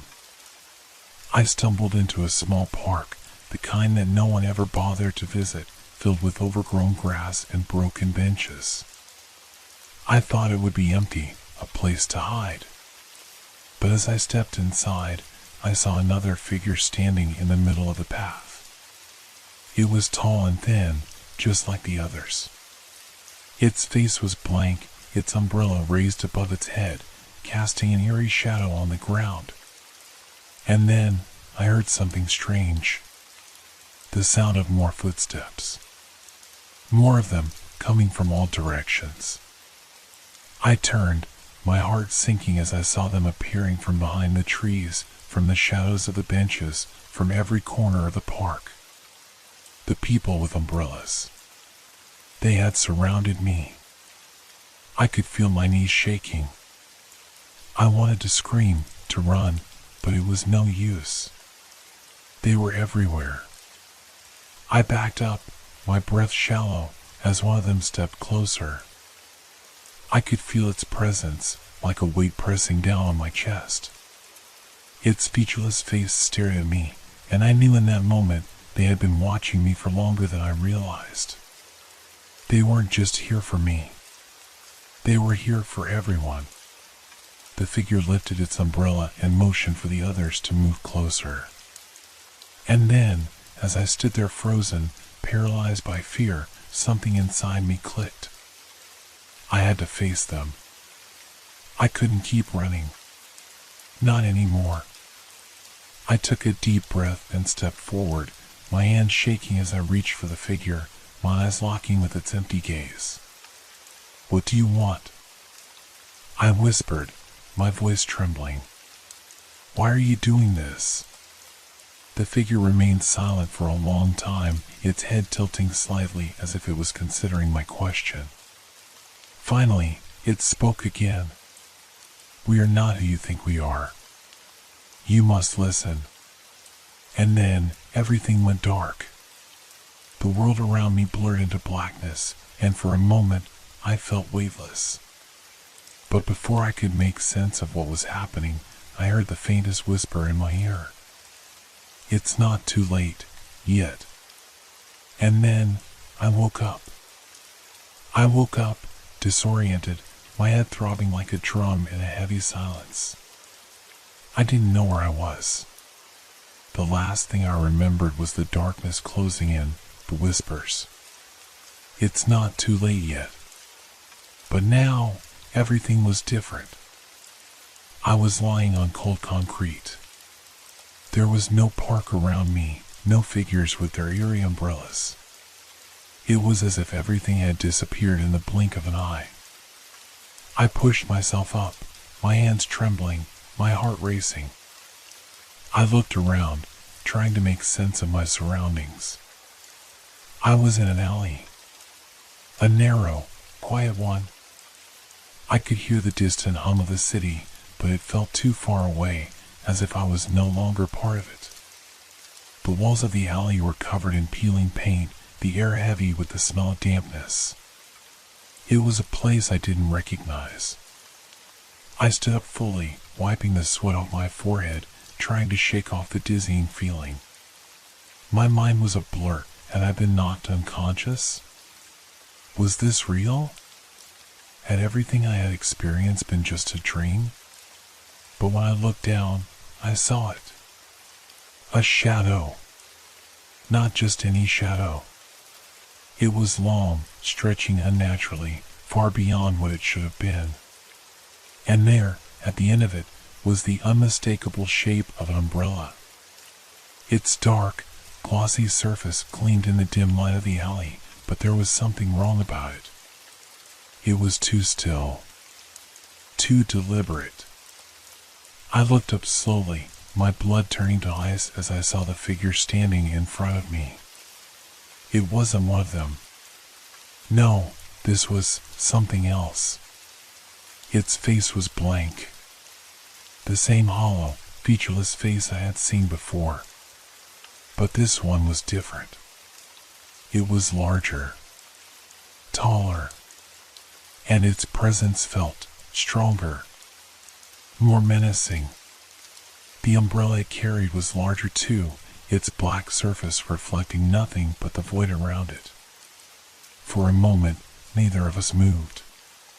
It was as if time had frozen. Then, slowly, it raised the umbrella, tilting it toward me. My breath caught in my throat. I couldn't move. I couldn't speak. You shouldn't have come here, the figure's voice boomed, though it came from somewhere deeper, like it was coming from the very air around me. You should have stayed away. I tried to run, but my legs wouldn't obey. I was trapped. My body was no longer my own. I tried to scream, but my voice was swallowed by the thick, suffocating silence of the alley. The figure took a step forward, and I felt the ground beneath me shift, as if the very reality I was standing in was warping. The walls of the alley seemed to close in, bending and twisting, as if they were alive. The air grew colder, heavier, and I could feel the weight of it pressing down on me, suffocating me. And then, out of nowhere, I saw them. The people with the umbrellas. They appeared, just like before. They emerged from the shadows, surrounding me from every angle. I could see their blank faces, their unmoving postures, and that same ominous, unnatural stillness. But now, it was different. Their umbrellas weren't just open. They were pulsating, their surfaces shimmering like liquid, as if they were alive, like they were feeding on something. Feeding on me. I felt the panic rise inside me, but it was drowned out by an overwhelming sense of despair.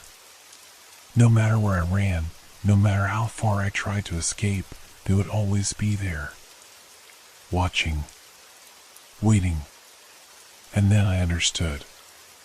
This wasn't just about them. It was about me. I had become part of their world. You will listen, the figure said again, its voice now a chorus, as if countless others were speaking through it. The sound vibrated through my chest, a low, menacing hum.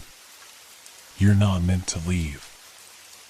I wanted to argue, to fight, but my body wouldn't cooperate.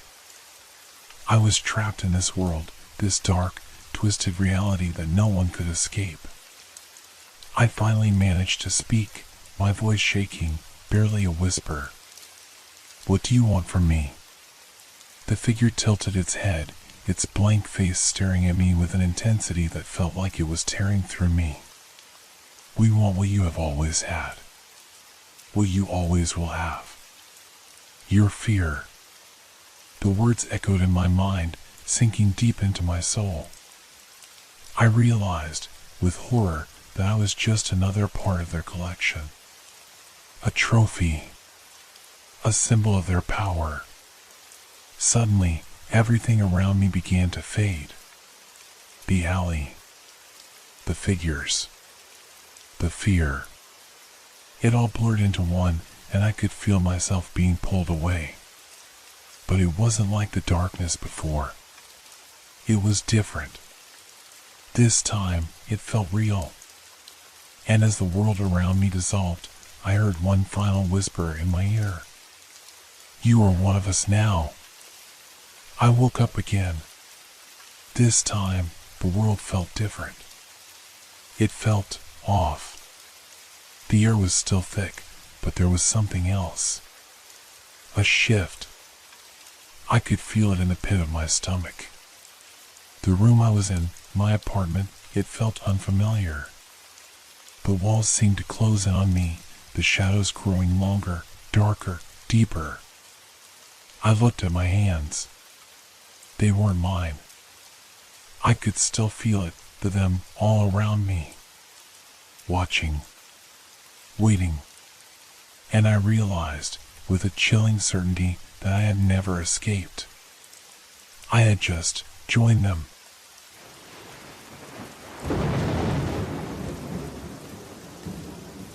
Hope your dreams are filled with fear. Good night.